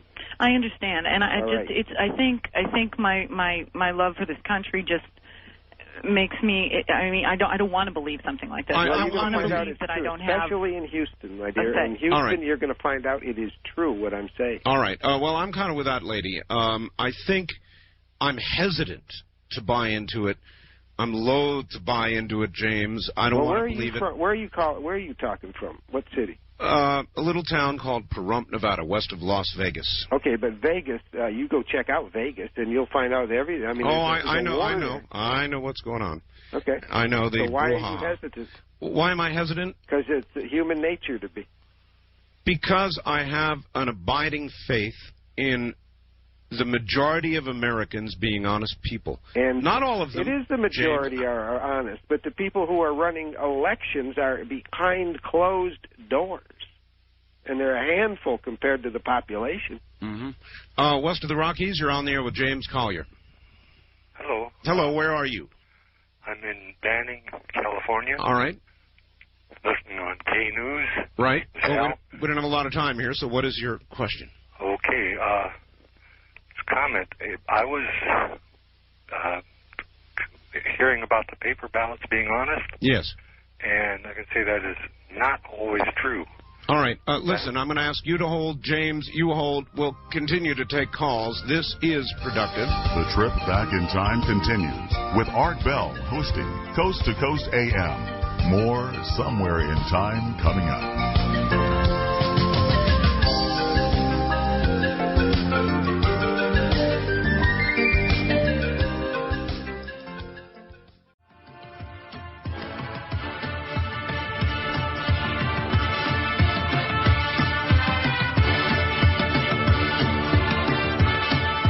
Listening to Art Bell, Somewhere in Time. Tonight featuring Coast to Coast AM from July 3rd, 1996. Into the Independence Day weekend, and so I've got James Collier. He wrote Vote Scam. And we're going to get back into it and heavily on the phones this hour, and all back to all that in a moment.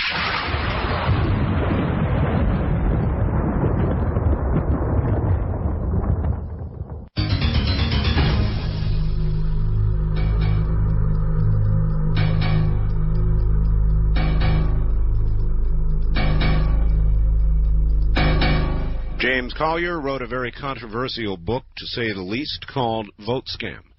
We are now going to lay heavily into the phones. If you just have joined us, you'll get the idea very shortly. James, are you there? Yeah. All right. We're going to continue this hour, finish this hour, mainly with phone calls, if that's okay with you. Sure. All right, here we go. East of the Rockies, you're on the air with James Collier. Hi. Good morning. I'll go to topic in just a few seconds, but I just want to praise you to the skies. For years, I've been waiting for a program that was like Long John Neville's, that dabbled in Roswell and all the other good stuff, pyramids and so forth. All right, well, thank you. Very happy. Where are you, by the way? I'm in Plantation, Florida, at WFTL. All right. And you just came on about 3 weeks ago. That's right. And I've been avidly listening. Now, I'm a transplanted New Yorker, and I do believe I heard about the problem of vote fraud in the Village Voice, either a staff writer or the Alexander Cockburn press clips column. And it was extremely disquieting then, and now that it seems to be further documented by your guests, it's even more disquieting. Well, there's a book out called Dirty Little Secrets, and it's all and that's a big, right now, those two guys are doing the radio circuit, and they're talking about vote rigging across the country in Dirty Little Secrets. I just want to extend this further, by the way. I have always, and by way of disclaimer, for what the language I'm going to use, which is not foul, I'm going to say I have never been anything more than a liberal Democrat. But we find, now going back to the language of communism and such, the running dogs of capitalism, the lackeys of capitalism, that is what the press is. And consequently, when we have to look, I believe we should delve somewhat further and see who is being represented when we have votes being rigged. But also a question arises, how is it that there were so many freshman Republicans, non-incumbents? Good question. That's a very good question. Well, I hope to make the program as interesting as I can. All right, well, let's dig into that one then. It's a good point. How did we get those freshmen? The day after they got elected, it was harder to answer than it is now because I didn't have an answer. But now, it's simple. What have they done? They were all GOPAC. They were all Newt Gingrich's GOPAC people. And what have they done but vote away our civil rights? And you know what all that. We don't have to go into that. They've done nothing. They've followed the national agenda. Nothing has changed. It was all publicity. All right, so it was just rigged to go that way. And it was mainly Rush Limbaugh hyping them. All right, first-time caller line. You're on the air with James Collier. Hello. Hi, Art. Hi. Enjoy your show. Thank you. But I don't know about all this capitalist lackeys and stuff. I don't know. This guy, you asked for precinct callers to call in. Yes. You got two of them. Both of them said they're square. This guy said, "Oh yeah, yours is square, but everybody else's is goofy." No, one was talking paper ballots. I'm sorry, but both of them said they're square. You agreed with both of them. And the first four callers were people you knew. Well, I think that he agreed with the first caller until he found out more about that particular process. The second caller down in Houston, I think he agreed with fully. Well, you had two precinct callers. No, the lady in Houston didn't know anything. I said, go videotape the election. It wasn't a lady. It was two men. All right, I can't help that. But, I mean, what's your point? What's the point? Is what you're talking about. Well, read the book. I don't know. I mean, you're trying to be clever. I guess I just got to read the book. Yeah. Sorry. All right. Thank you. Thank you very much. There's nobody who could. I suggest reading. It's a lost art in this country. Can read the book and come away and say that. I mean, to feel that you're clever, that nobody agreed or whatever. You didn't hear the whole show, or you didn't listen. West of the Rockies, you're on the air with James Collier. Hi. Hi. Where are you? I'm in Banning. Banning, California. Oh, that's right. I'm sorry. I let you. Right, the paper ballots. How do they rig them? Yeah. Okay. We're going back a few years. I was in L.A. at the time, working in the precinct. And when the precinct would close, I was shown how to do it. And we went through the ballots. As we counted them, we looked for ballots that were marked the way we didn't like, make a few extra marks on them and invalidate them. Oh, invalidation, yes. Invalidation. And the other big way. Now, wait a minute. Okay. You're saying you worked in L.A., you worked in an election, you took ballots that you didn't like and changed them.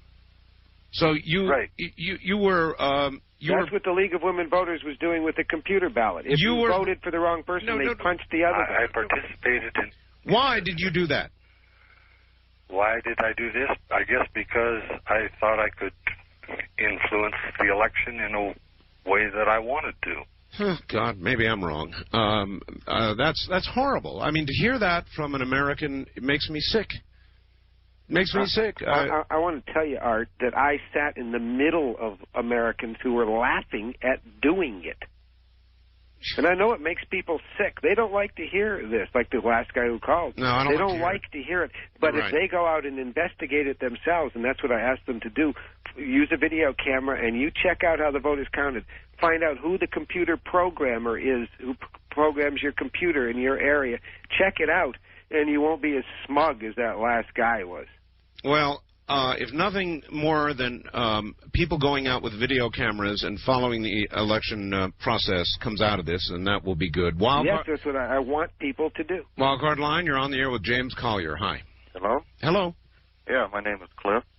Where are you, Cliff? I live in Anderson, California, just below Lake Shasta. All right.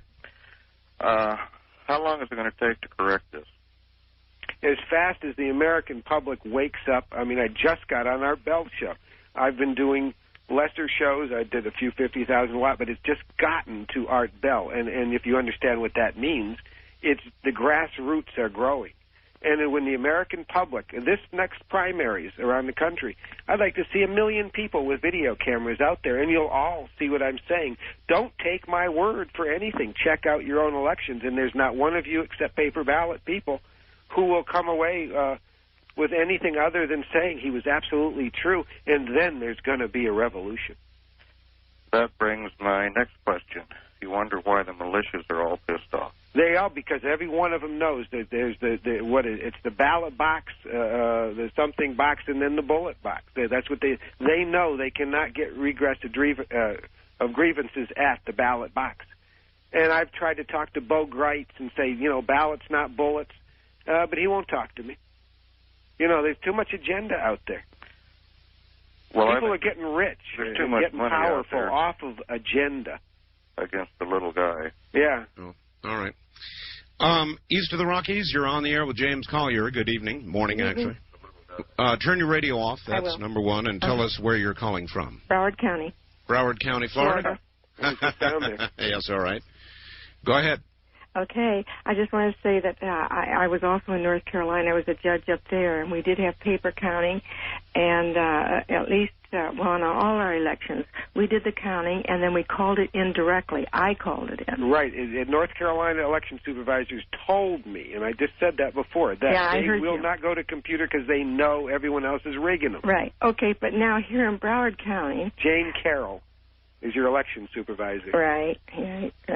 Anyway, we also count them, and we're very careful, and we have so many ballots that we have to account for, absentee... you use computers there. However, we take them over then, and then they throw them in the computer, and who knows what happens. Right, and believe me, I know Jane Carroll real well, and she knows what I think of her, and I don't have to say more to all you people reading between the lines. Right. And as a matter of fact, I was down there, and I was on a radio show, Mike Farrell's show in West Palm Beach last week. Oh, were you? And Jackie Winchester, the election supervisor, calls in. And I said, and I call her a liar over the phone to the public, because she says, I said, Jackie, when the ballots come in, do they go up a back stairs? Now listen to me, people around America. With computer ballots, they're always brought up a back step. That's part of the procedure, up a back elevator where you can't follow them. Right. They're not done in public. Well, we hand them in at a little opening in a warehouse. Right. Or they're on a back street. In Downey, California, anyway, Jackie, I said, do you put header cards in front of the deck of cards before you read it in that ballot multiplexer? And she says, yes. Well, header cards tell the computer how to read the deck, the cards that come after it. And so that's across America. You people will videotape that, header cards being put in front of your vote card. And those header cards' only purpose is to tell it how to read what comes next. That's right. All right, ma'am, thank you. I don't know how to react to what I'm hearing. It's disturbing. It's upsetting. I hope to hell it's not true. And I hope a bunch of people go out and follow the election process this next election. And I suspect they will. West of the Rockies, you're on the air with James Collier. Hi. Yeah, I'm calling from the Monterey Peninsula. I heard that the state of Nevada has passed or is passing a law that you can't bring cameras in because it will intimidate the workers. What do you know about that? I don't know anything about it. The guy who would know is the guy named Tom, and I guess he doesn't want me to give him his last name, but everybody goes to him there. I have a question about here. We had a primary. There was a Republican running against another Republican. The guy was furious because he knew he should win, yet his opponent was consistently ahead because the station that was doing the live coverage was using the Secretary of State's office in Sacramento, where, the mainframe. All the stuff was supposed to go up there, but nothing was happening. I called the local registrar and found that the guy was winning 2-1. He was relieved, of course, but what was going on there? In the state of California, a group out of Irvine, California, called DMF. I don't remember what DMF stands for. It's a company. I did 3 hours on Pacifica Radio there out of L.A. In '92, and we tracked it down then with John Rappaport. And DMF runs the elections for the state of California. One other question. And by the way, the reel of tape that the vote is counted on in L.A. goes 20 miles away to Downey to be counted. Well, you can invalidate a ballot, and I'm trying to explain this to Art, by just punching an extra hole. If it says vote for only 3 of the following, and there's 6 on the list, you punch the extra hole. I'm with you. The whole ballot is, okay. I'm with you. That's what that guy in California just said he had been doing. He admitted he had been doing. Exactly. The question is, if it's counted at the precinct level, we still have cards here, the paper. If it's counted, how can they invalidate it when it gets to the county seat and the main election? In other words, how can they invalidate what's already been validated on the precinct level? What does that tell you? In other words, if all of the ballots that go in have been looked at by 3 people right here in our precinct, and yet they get invalidated later or through a recount. Oh, yes. Okay, yes. They go tamper with them, right. Thanks a lot. Yeah. All right. Have a good morning. I want to tell you a story about New Orleans. All right. On December 3rd, this last primary, the primary was the 21st, 3 weeks before, the election supervisor was found in the alley with a bullet in his head behind a dumpster. A woman named Sue Berniker was running against the election supervisor's uncle. His name was Nick Gambaluka, 70 years old councilman in Jefferson Parish. He would fall asleep at council meetings. Sue was real popular. Polls showed she couldn't lose, 41 years old. And so on election night she loses. And she goes down after the election and she videotapes the computers in the warehouse. And she pushes a button and it votes for her. She can tell because there's a liquid crystal display about thigh high that no one would ever look at, and she didn't either until she scanned the machine with the camera. And then she pushed it 4 times. It voted for her. The 5th, 6th, 7th, and 8th, it voted for Nick Gambaluka. His nephew, Anthony Gambaluka, was found with a bullet in his head. Well, and then, so she goes, 20 machines, same thing. She takes it to the TV stations. They play it.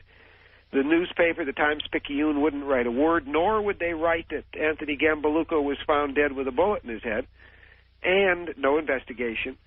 And she sues, and the judge she gets in normal rotation is taken off the case. A fixing judge is put in. He dismisses the case in 5 minutes.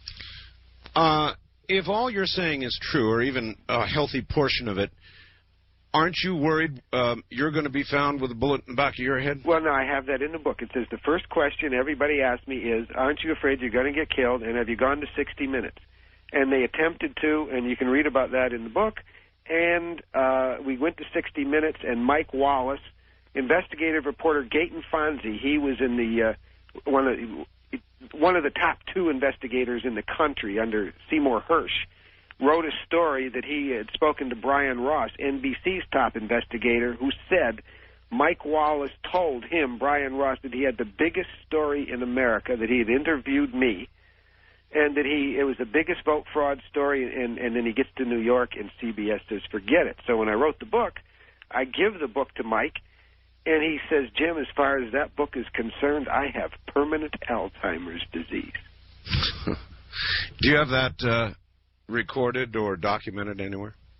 Yeah. Yeah? You have Mike Wallace saying... Believe me, the story of Mike Wallace is in the book, and the lead paragraph in Gaten Fonzie's story about Brian Ross is in there. He wrote that story. No, I'm asking whether you have all this on videotape or audio tape or any recorded form saying that. What Mike Wallace said? Yeah. No, I don't. Mm-hmm. But I'm saying it over the air, and if Mike Wallace wants to dispute it, I'm willing to go on. It's in the book. All right. East of the Rockies, you're on the air with James Collier. Hello. Hello. It seems to me that something also very topical and parallel are the Russian elections, and I also read something in the Village Voice in a recent issue where a Western diplomat was quoted by the author as saying, yes, we know that. Everybody knows that Yeltsin rigged the elections. He's in illegally. But you see, he had just bombed the parliament and killed about 140 elected parliament members. Therefore, we didn't want to embarrass him or say anything against him. It's incredible that this guy that has taken over the media, that gets billions of dollars in effect campaign contributions from the West, to be, as earlier caller said, a capitalist lackey for the Western corporations to rape the former Soviet Union, even one of his own allies, Yavlitsky, has said that he has rigged the election. All right, look, we will ask about the Russian elections. We're coming down to the bottom of the hour. Where are you calling from, sir? Lorain, Ohio. All right. When we come back, James, I'm going to ask you about the Russian elections, the ones that just concluded with Boris Yeltsin having angina pains, and yet clearly winning. I think it's about 55%, something like that. So that when we come back. James Collier, the author of Vote Scam. When we return, I'm Art Bell. You're listening to Art Bell, Somewhere in Time. Tonight featuring Coast to Coast AM from July 3rd, 1996.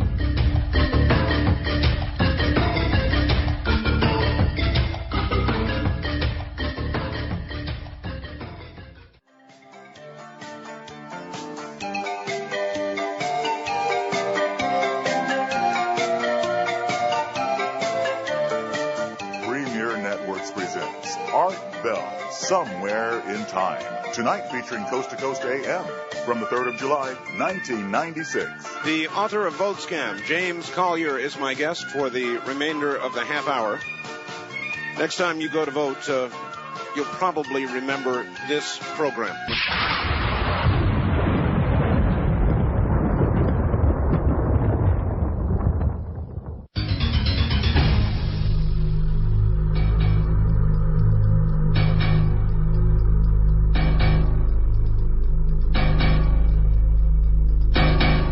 Back now to James Collier. James, you're back on the air again. Right. And I want to give you an opportunity before we go any further and run out of time or something to give the information on how to get your book and or I think the videotape is very important. Right.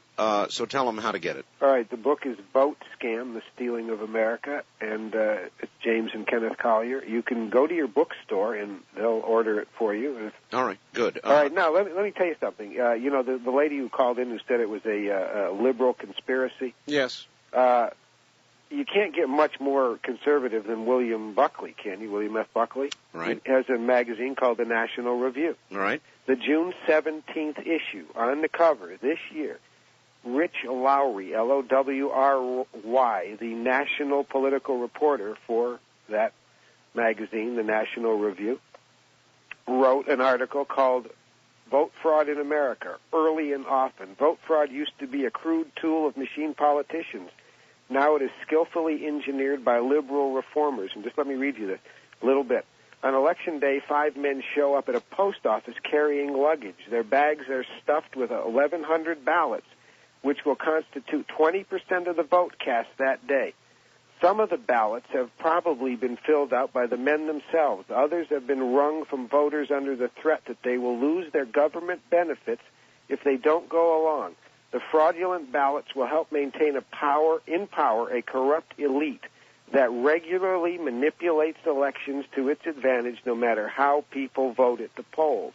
And this was done in Greene County, Alabama. And I'll read one more paragraph. In recent years, evidence of vote fraud has cast doubt on the results of several statewide and federal elections.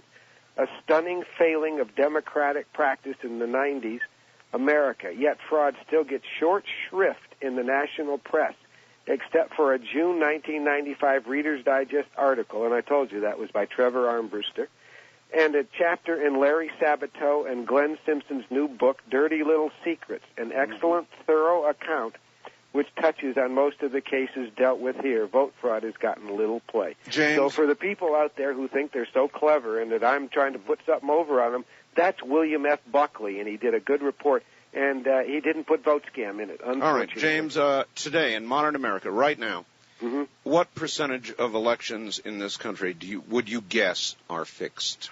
Well, I know North Carolina isn't, and there's a few pockets, but I would say 90%.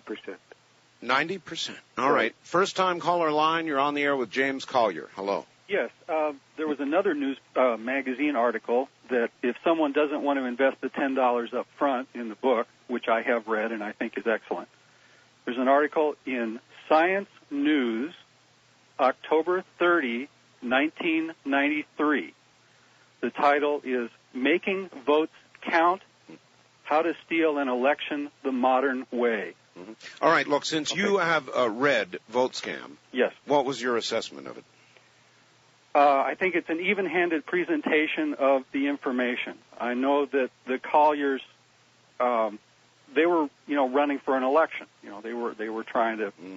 His brother, I think Ken, was running for office. That's right. And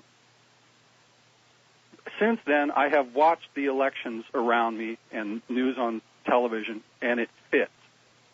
The book describes what happens when you look at election returns. All right, sir. I appreciate the call and the review on the book. Wildcard Line, you're on the air with James Collier. Hi. Yes, hi. I'm definitely going to get that book. Where are you? I'm in Sacramento, California. Okay. And in our county, the way they did it was our voting place, our polling place just disappeared. And so I called up Nest Y, and they said they couldn't afford to have it there. There wasn't enough people. And yet the houses had grown. It was middle, upper income, or middle class, nice homes, a predominantly Republican area. So I called and asked why, and they said, well, you'll have to mail them in. Now, what I found strange was you have to do the mail-in early, but they don't count those until late. In other words, they don't count those till last. Right. And mail in across the country, the state of Oregon and everywhere, is a license to steal. Yeah, and they don't count them in the same place. No. And I saw a van full of votes going to a building. I inquired about it. They did not count votes there. I did that quite, cleverly, I think. And I think it's a shame. What I want to ask you is this.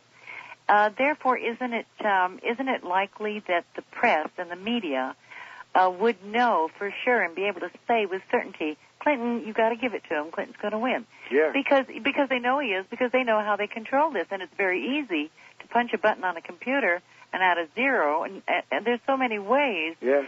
What way would you suggest, other than following the van with your vote in it and watching the person count it, what would you suggest a person, what are our rights when it comes to watching counting? How public is it? It has to be totally public, but almost everywhere it's totally secret. And you'll find that out as soon as you start to check. All right. On behalf of the broadcast and news media, James, I've got to tell you this. You think a lot of them are in on it. I think that a lot of them are lazy. And I think that accounts for more of the go along to get along than does conspiracy. No, the upper level knows. Absolutely knows. I mean, the reporter, like the guy from Nashville, He isn't assigned to it. If he was, he'd find out, and he would get fired if he tried to do something. I'm not calling him lazy. I'm just calling most election reporters. They sit there and read the numbers off the screen. Yeah, that's it. They're assigned. They're puppy dogs. Yeah.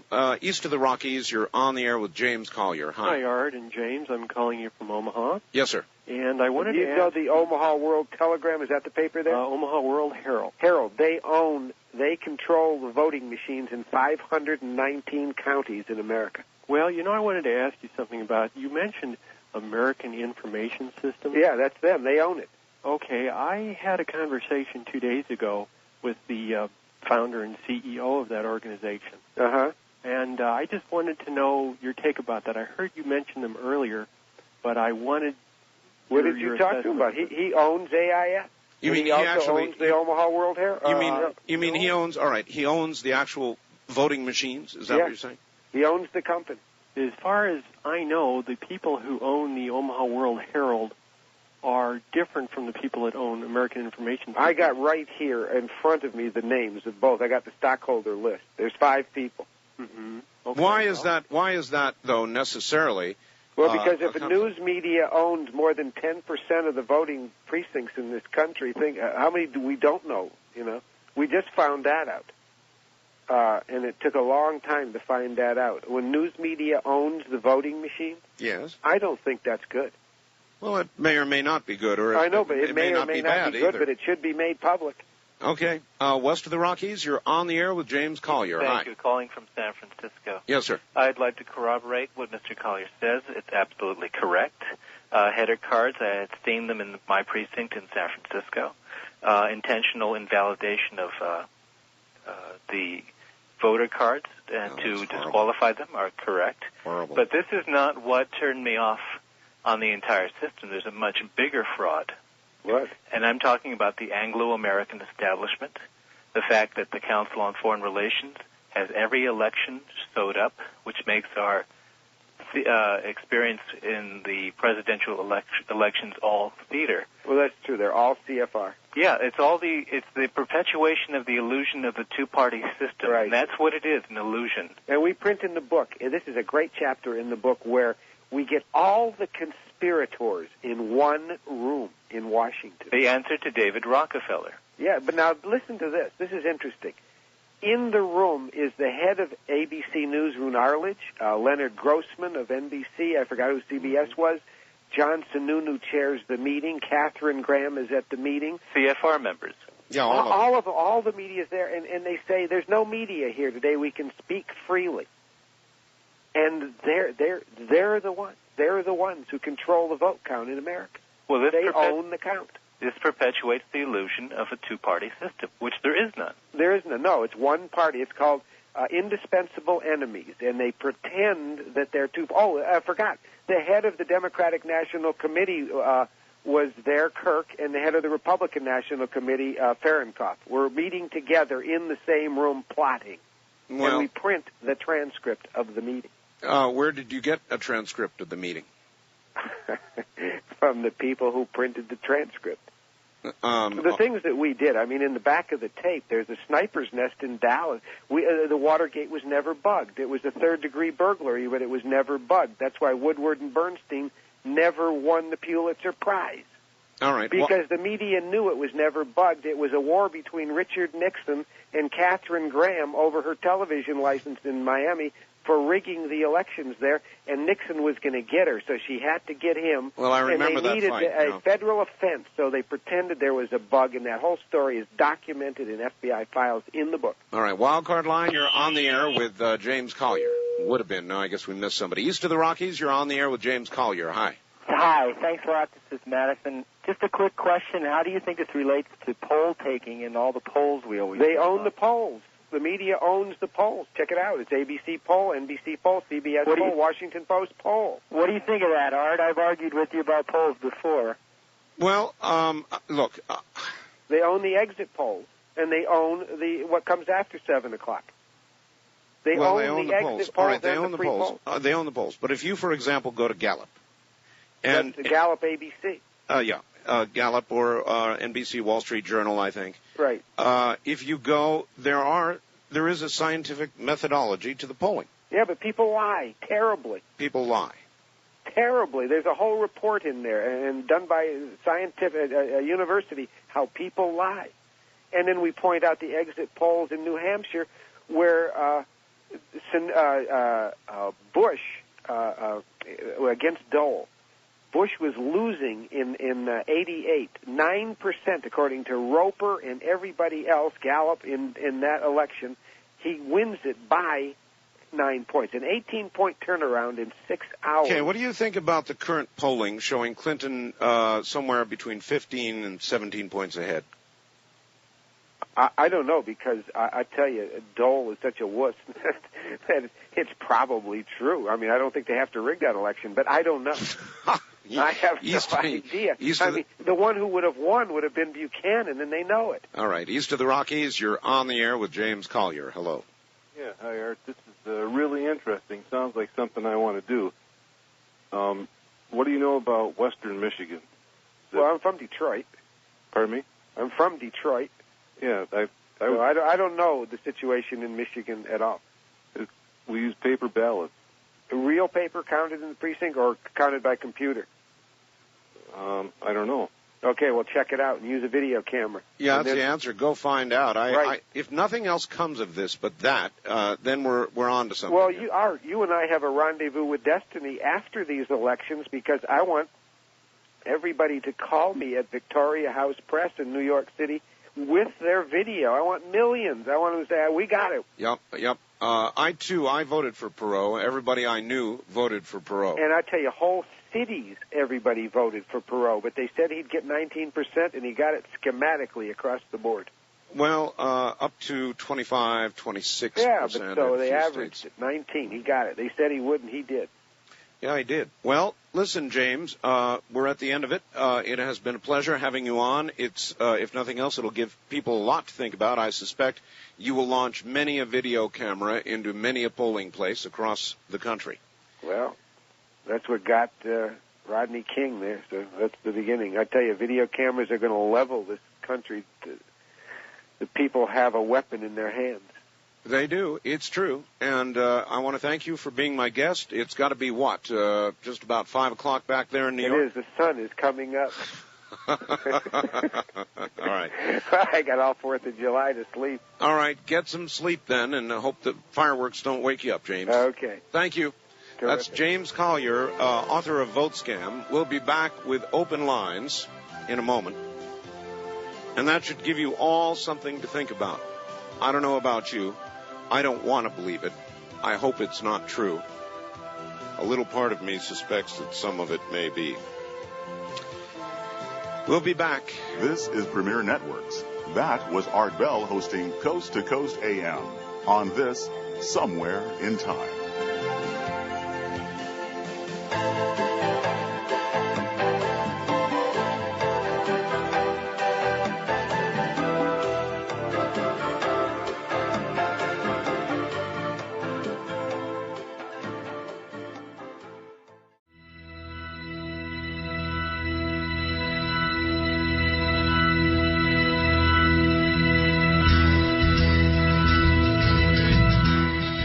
Somewhere in Time with Art Bell continues, courtesy of Premier Networks. Talk radio, rock and roll type in the nighttime. Good morning, everybody. I'm Art Bell. Good to be here. Now, I read you that truly disgusting toilet story earlier, and it figures. David from Visalia, California, writes, here's a true story, Art. It is true. In northern Wisconsin, there is a remote tavern in the woods that comes alive every deer season. The bar, which overlooks the lake, has a large window, so one might enjoy the view. Keep an eye on the outhouses. The tavern has 2 outside outhouses for use by customers. The owner of this tavern put a speaker under the seat in the women's outhouse that is connected to a microphone behind the bar. Whenever a woman goes to use the outhouse, the owner tells all the men in the bar to watch this. After about 30 seconds, he keys up the mic and says, "Lady, can you please move over to the next hole? I'm down here painting." Well, you ought to see her red face as she quickly emerges, looking back to see if she's being followed. Ooh, that's the kind of thing that women's organizations will string you up for, nail you to the wall for, and bury you forever for, David. So it's a good thing it happens way out there. West of the Rockies, you're on the air. Hello. Going once. Going twice, gone. Wild card line, you're on the air. Yes, happy birthday, America. Well, yes, indeed. I'm calling from Reno, Nevada. Yes, sir. AOH. Of course. I got a guest suggestion for you. You do? An author of a book about 1982 called Tango with the Chupacabra by Nemo Maraschino. I want to get in touch with him. His name is as hard to say as the Chupacabra. Nemo Maraschino, yeah. He also wrote another book called Every Man is Atomic. Every Man is Atomic. That's right. Hey, good. I'm going. I think he wigged out on us. As you listen to something like that, you sort of picture somebody self-immolating. I had a guest on that once. Even got a picture. It's really pathetic. All you can see is a guy's leg, and the rest of him is all burned up. It's horrible. I mean, it sounds like he might have just sort of caught on fire and, East of the Rockies, you're on the air. Hello. Let me turn this down. Yeah, I'll turn your radio down. I'm sorry about that. That's all right. I have an unusually stupid question for you, sir. I get them all the time. It's quite all right. Okay. How do people of your stature, of your reputation, get a hold of copies of scripts of movies? Because you kept saying that you have a copy of the script of Independence Day. They have secret friends in Hollywood.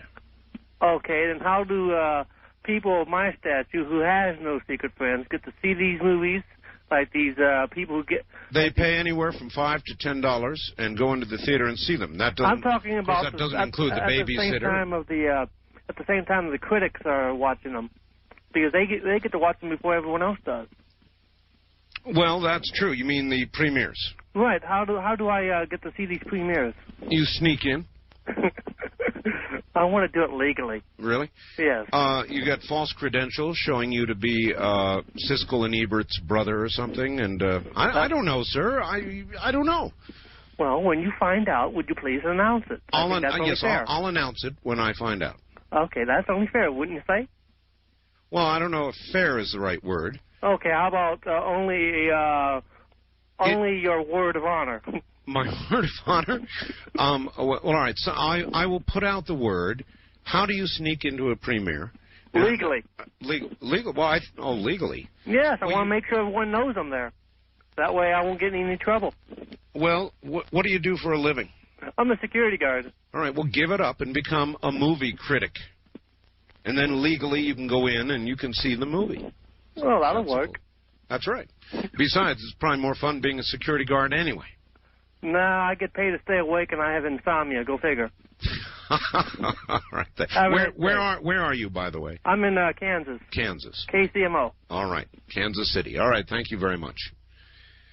I don't know. You become a movie critic. Yeah, I've got a good friend in Hollywood, a secret friend whose identity I protect carefully, and he provides me with scripts, which is, as you well know, I don't give away. I never give away movies on the air. I knew about ID4 a month and a half ago. Have I said anything? No. So I protect my sources. Some guy called up last night and said, I'm going to get him fired. No, you're not. You're never going to find out who he is. It's all secret. First-time caller line, you're on the air. Hello. Hi, Art. This is Ron from Stockton, California. How you doing? I'm doing pretty good. Art, I wanted to ask you two questions. Them seeds that guy sent you. Yes, the demon seeds. Yes. Did you ever figure about giving them to Linda and see what she can do with them, or no? It's my responsibility. You're just going to put them away and just. We're keeping them in a dry, cool place. And I don't know what I'm going to do with them. I have no idea. What do you think I ought to do with them? Well, it's pretty interesting from what you said last time about them. With that, what you read, what that guy said. Can you believe? Kind of freaky. Can you believe they actually put an ad in the Seattle Times? And it got responded to, and then I got this letter. Amazing, huh? Really? That's strange. All right, another thing I wanted to ask you, too, you did it last time, the space shuttle. When's it supposed to come down, come back into... I will let you know. I don't know yet, but if it comes down at a time that will be advantageous for all of us. Mm-hmm. Did you see it last time? You know what, Art? You said to be out there 15 minutes to 4. Yep. I got out there at 10 minutes. I live in Stockton. Yep. I got out there at 10 minutes to 4. All I seen was the white streak. Oh, came back in the house, put my headset back on, and turned the TV on. And you know that thing was already in Florida? Oh, yeah. Landing? Well, it moves right along. Oh, boy, it must, because that was pretty fast. Yep. Thank you, Art. All right, sir. Take Bye-bye. care. A lot of people got to see it because we knew exactly when it was coming in, and we had everybody run outside, and so a lot of people saw it was really cool. East of the Rockies, you're on the air. Hello. Hello, my God. I'm always on the cutting edge through my whole life.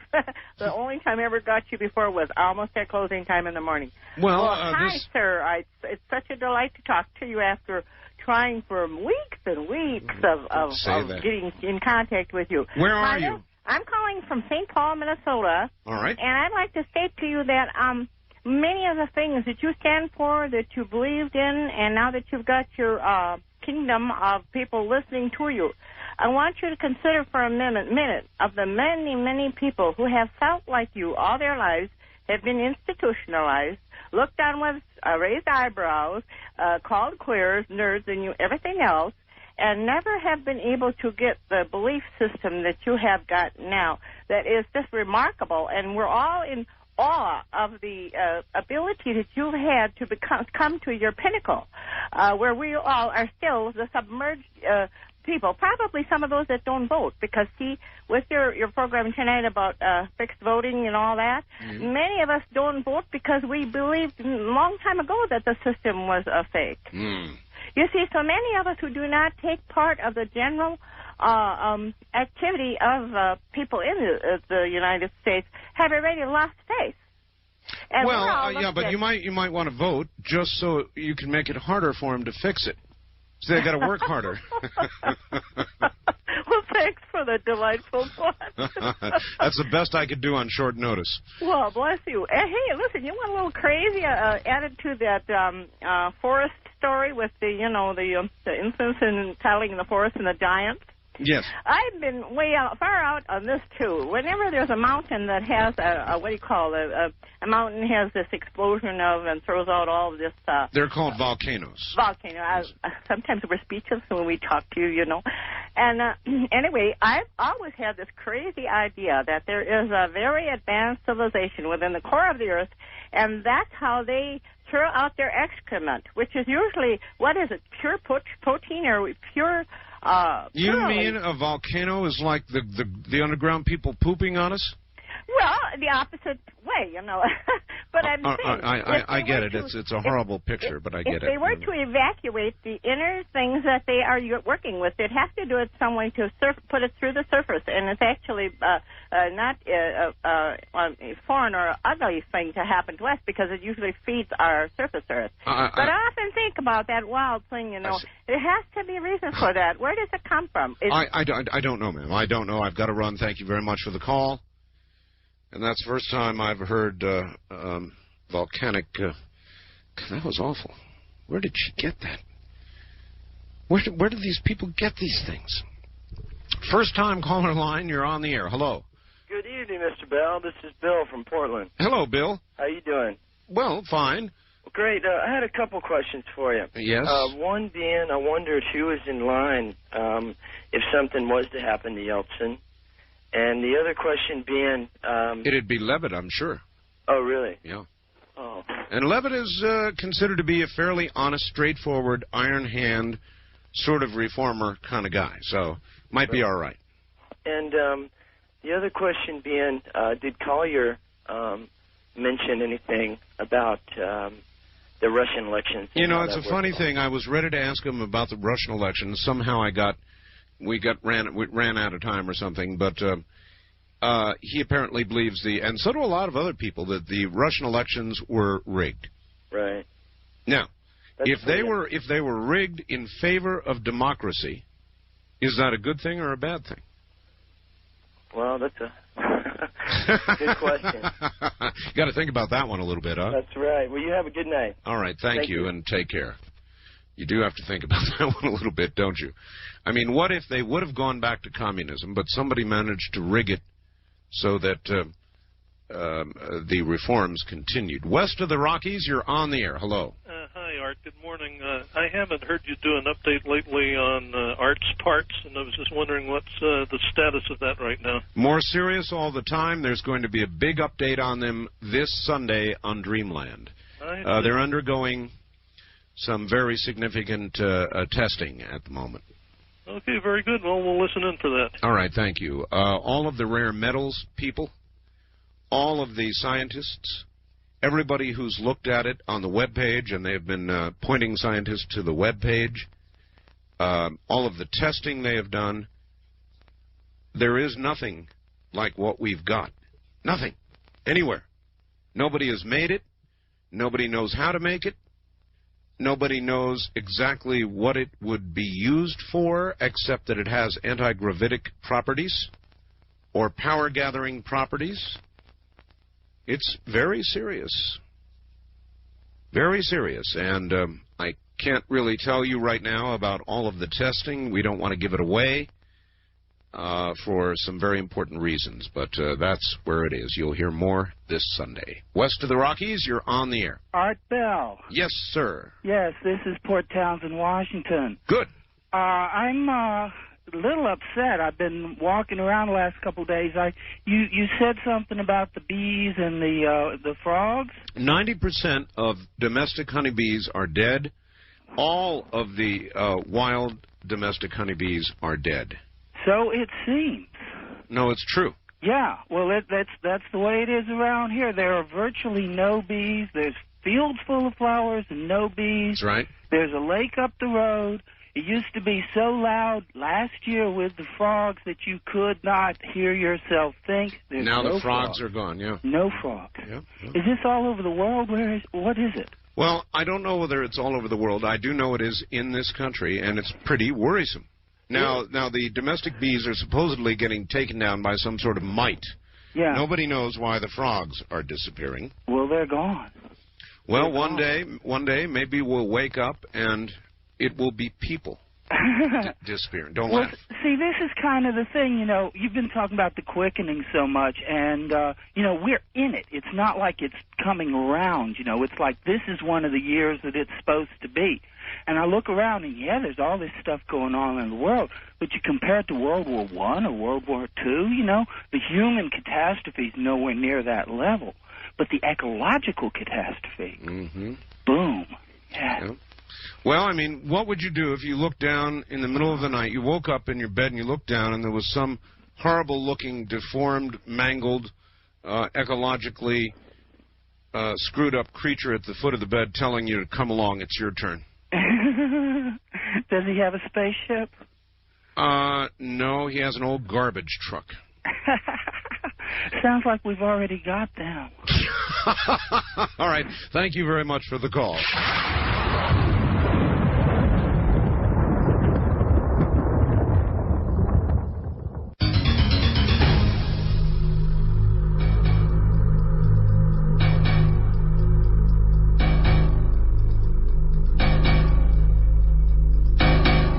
Now back to those celebrating the weekend. West of the Rockies, you are upon the air. Hello.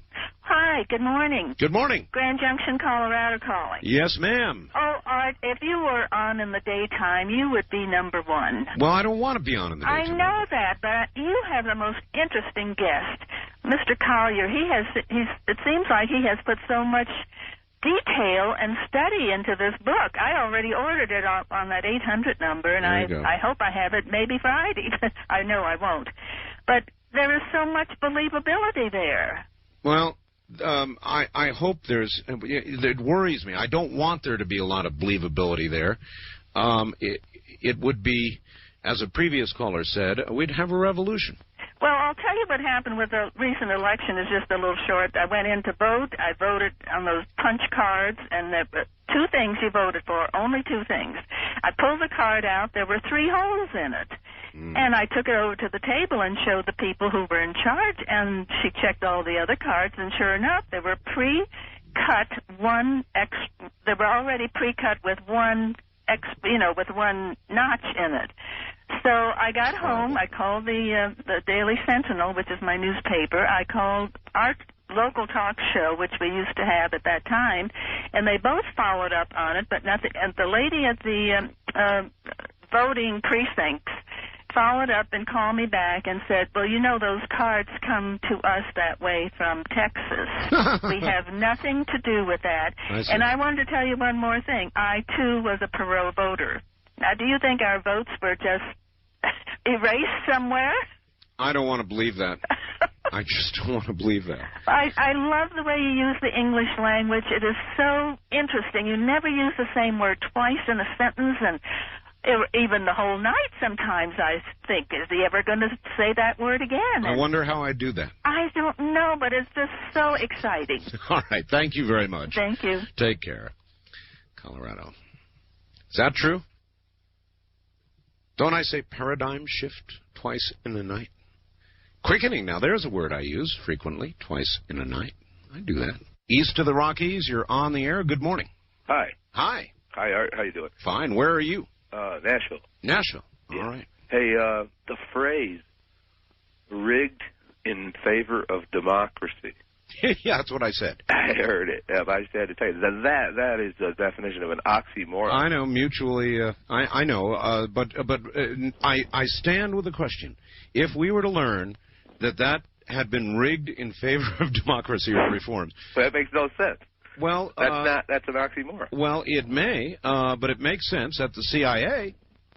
Oh, well, I don't want to get into that one. Well, you know I'm right. Right about what? You know I'm right, that it makes sense at the CIA. And you know the CIA was out there doing their darndest for Yeltsin. Yeah, but you have to ask yourself why, and do we really know? Well, the answers are obvious. Okay, but anyway, I just wanted to make that point. Well, I'm glad you made it, but I stand by what I said. Rigged in favor of democracy, actually reforms.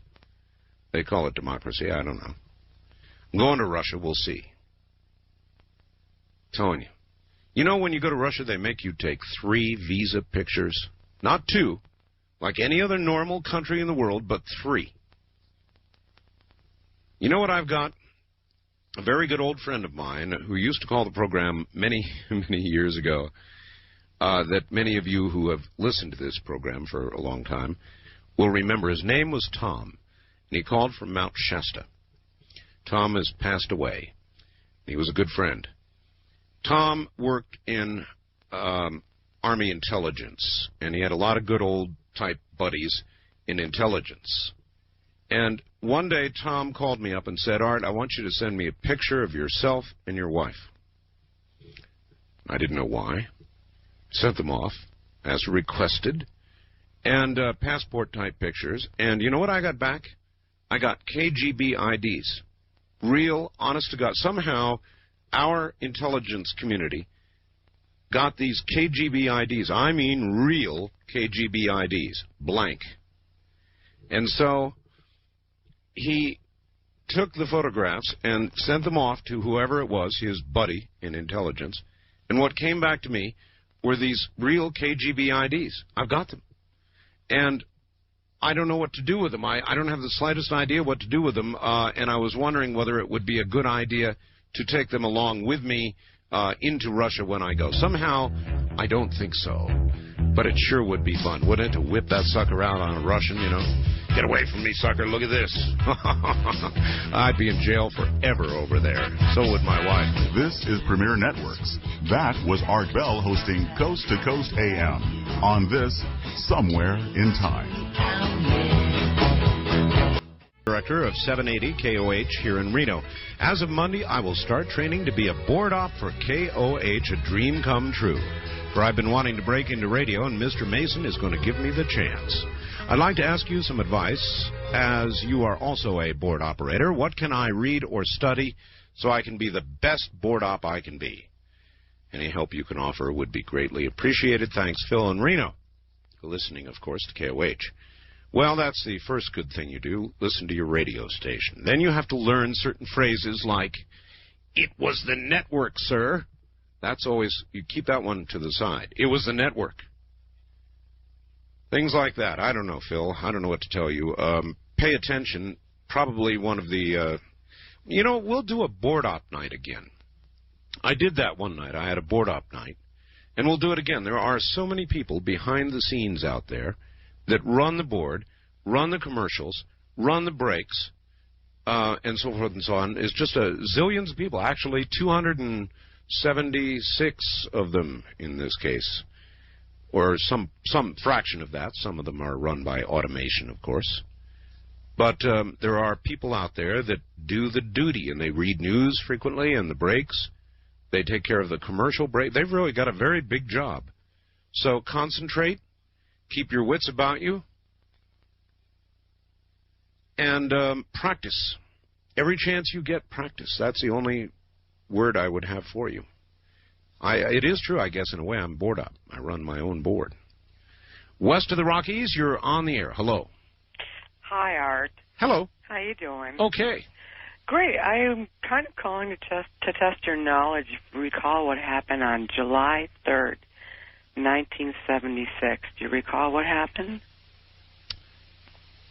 July 3rd, 1976.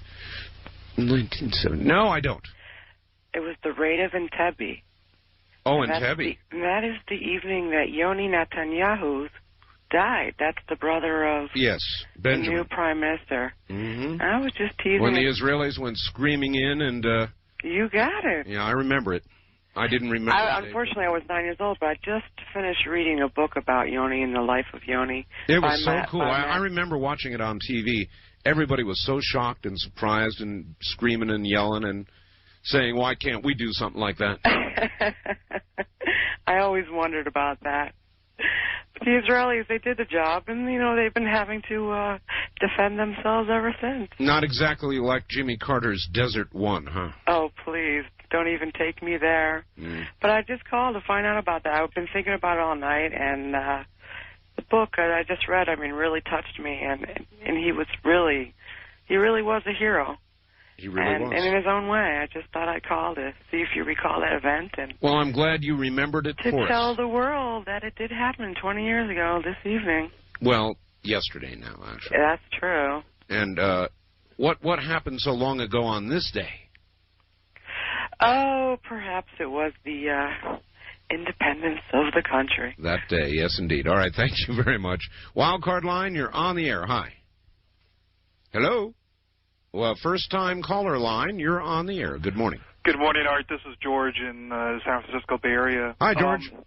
I wanted to start off by asking you, thank God that you did not put your little sister in your homemade electric chair. Did you ever get that thing working when you was a young boy, or...?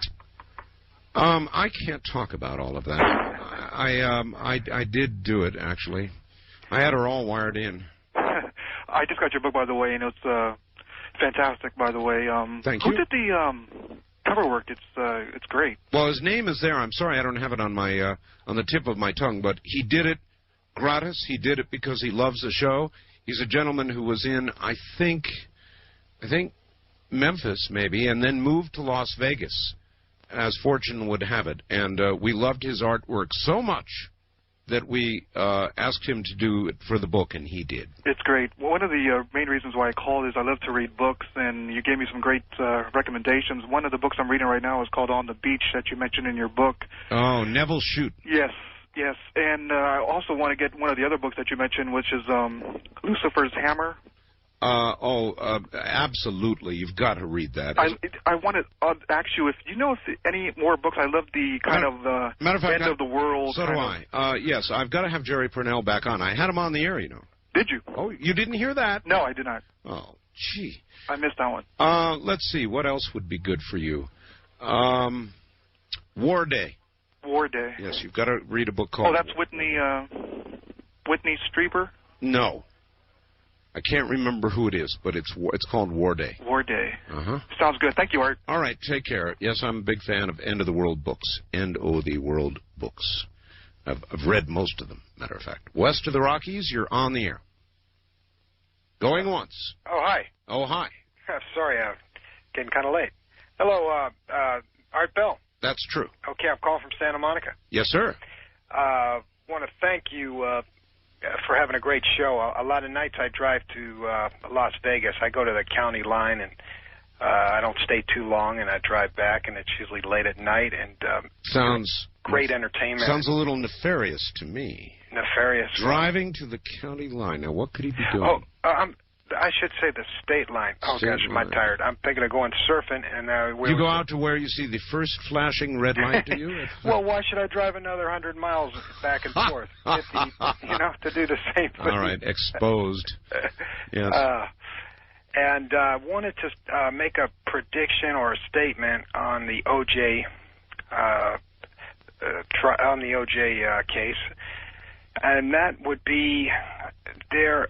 It's a little late for predictions, isn't it? Well, this one's a prediction of the for the future, and I'm a prognosticator. Another reason I go to the state line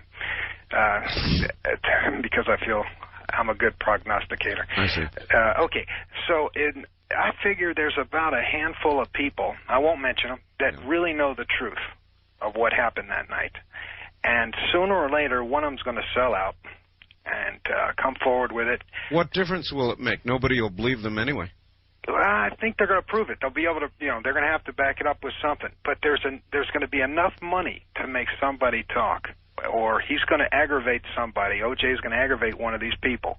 And this might happen 5 years from now. Again, it wouldn't matter. I mean, he's already been acquitted. No, that won't. No, it'll just ease up some minds, It'll just ease some minds of people that, it'll kind of bring it to a little bit of closure, maybe you might say. You know what would really be a kick? If O.J. didn't do it and the real people who did it were caught? That would be the best story ever told. One of the best. Actually, I'm open for that. I will never forget that trial. I watched almost every minute. So did I. Yeah. So did I. Well, all right, my friend. I don't want to take up too much of your time. Thank you very much, and I really enjoy listening to you. That's no kidding. All right, this thing on O.J., is this something you saw at State Line? No. You mean like an odds line on it? No, sir. All right, see you later. Oh, I see. So he really wasn't he wasn't going to State Line for the reason I thought he was. Making bets, are you, huh? Well, a lot of things are legal here in Nevada that are not legal elsewhere. We'll be right back.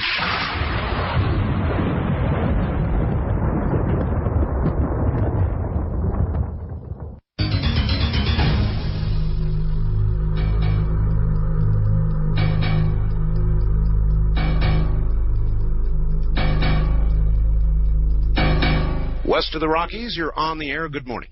Good morning. How are you today, Art? I'm okay. Where are you? I'm calling from Ashland, Oregon. Ashland, yes, sir. Yes, sir. Well, I want to talk to you. It's been a while since I've listened to you. I know you said you've... I got to got the radio on right here. Oh, now see, you've got to turn your radio off. It confuses you. You should always do that right away. Sorry about that. It was a recording from you earlier, and that was really confusing me. Well, I wanted to call you and talk with you and debate about legalizing all drugs. Why don't we do that?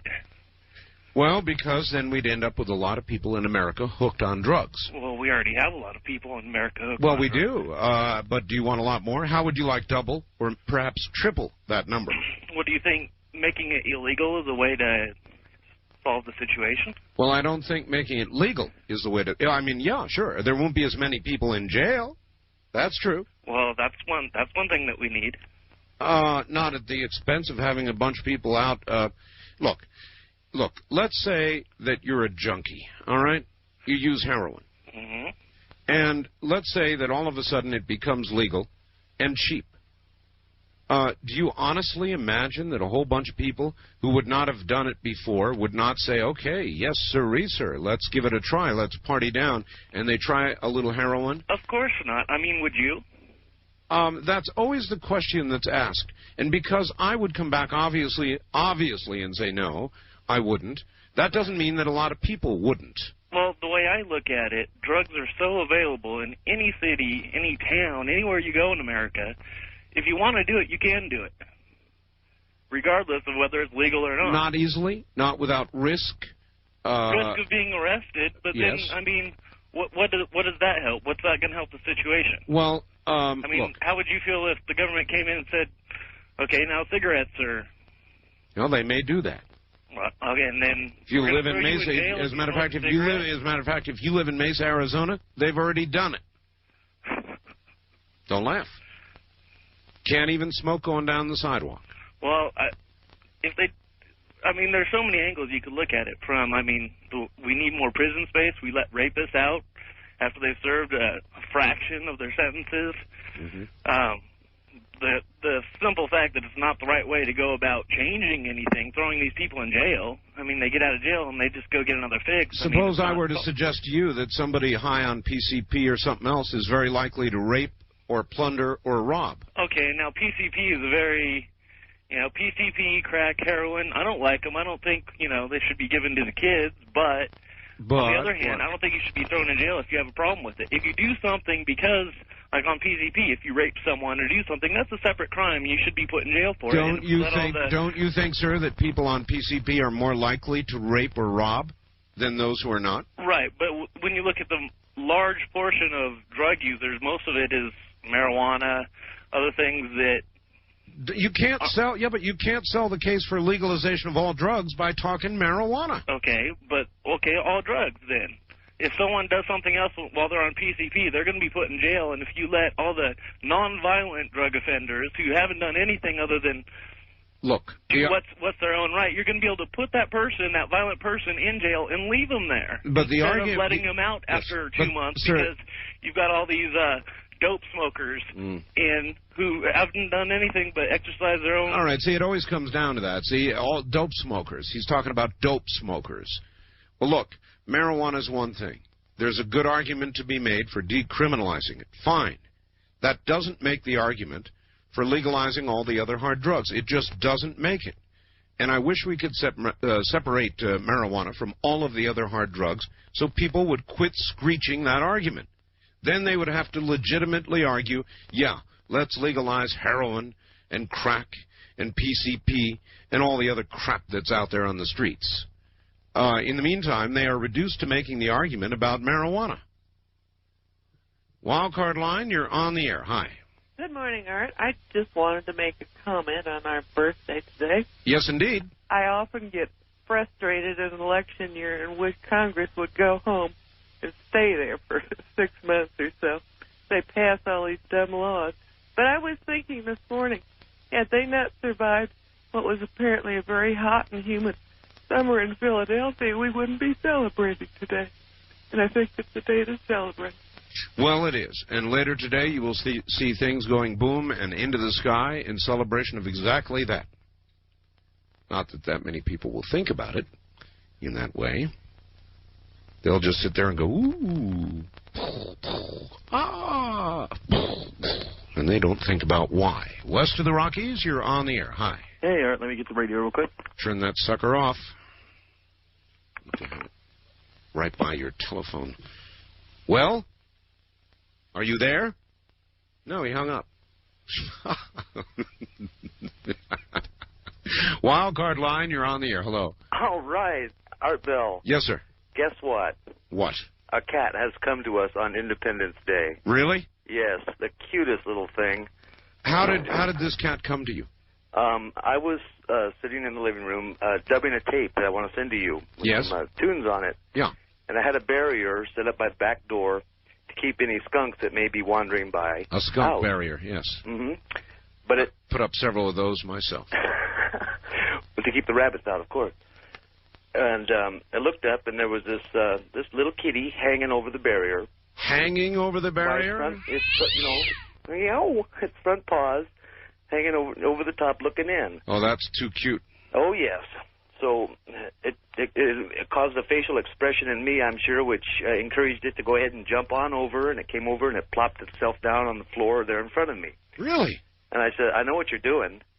And it kicked its feet up in the legs and kind of, did that little twisty thing. And I said, I don't know. We can't afford a kitty cat. Yes, you can. And then it begged.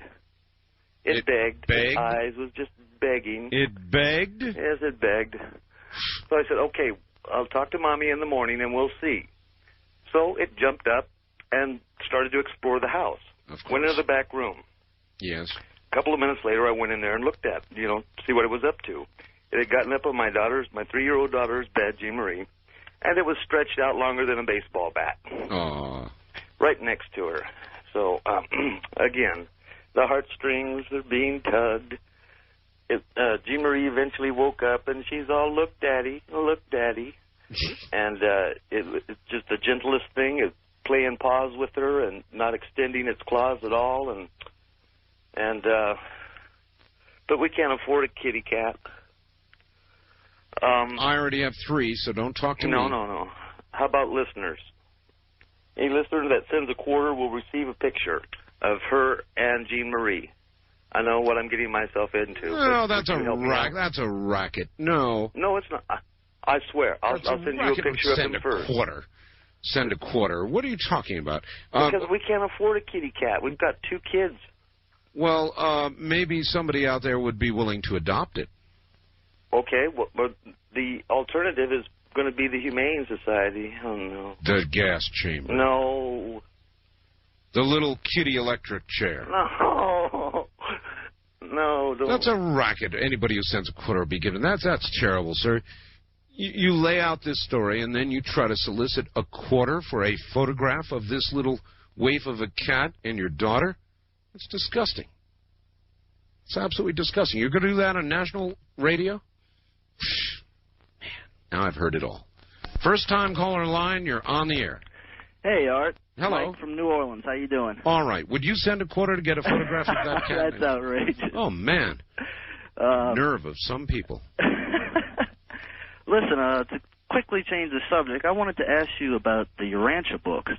Oh, yes. Do you not cover that subject matter because it's too religious, or have you had anybody on about the subject? Well, as a 99th degree Mason, I've been told not to talk about Urantia. No. Okay. No, I don't know. We've talked about it. Have you ever had anybody on? Well, yes, a couple of Dreamland guests have discussed it, yes. And is there any, is it, like, legit? Or is it like a college thesis, or? I pray to the book every day myself. I don't know. It's one of those things. Do you believe? Do you not believe? That sort of thing. Well, I've checked it out on the Internet, and that's about the extent of what I've seen, and it's pretty detailed, and all these levels. And let me say that I've checked out your website from beginning to end, every word. Now, we have got a cool website. If you guys, over the weekend, want something to do, go check out our website. It's www.artbell.com, right? And that chupacabra is something else. Oh, it really is. And that chupacabra, by the way, is going to be in our newsletter, this coming newsletter. So a lot of people who have not seen it are going to get to see its absolute ugliness. Listen, you're down in New Orleans? Yes, sir. Listening to who, Dad? That's correct, WWT. All right. Well, I'm going to modify the usual honors this morning, and instead of saying Goodnight, America, I thought it might be appropriate for you to say something like, hey, from New Orleans, happy birthday, America. How about that? From New Orleans, from the home of the best food in the world, happy birthday, America. And from the high desert, this is Art Bell. Happy birthday, America. Thank you for tuning in to Archive Obscura. Please like and subscribe.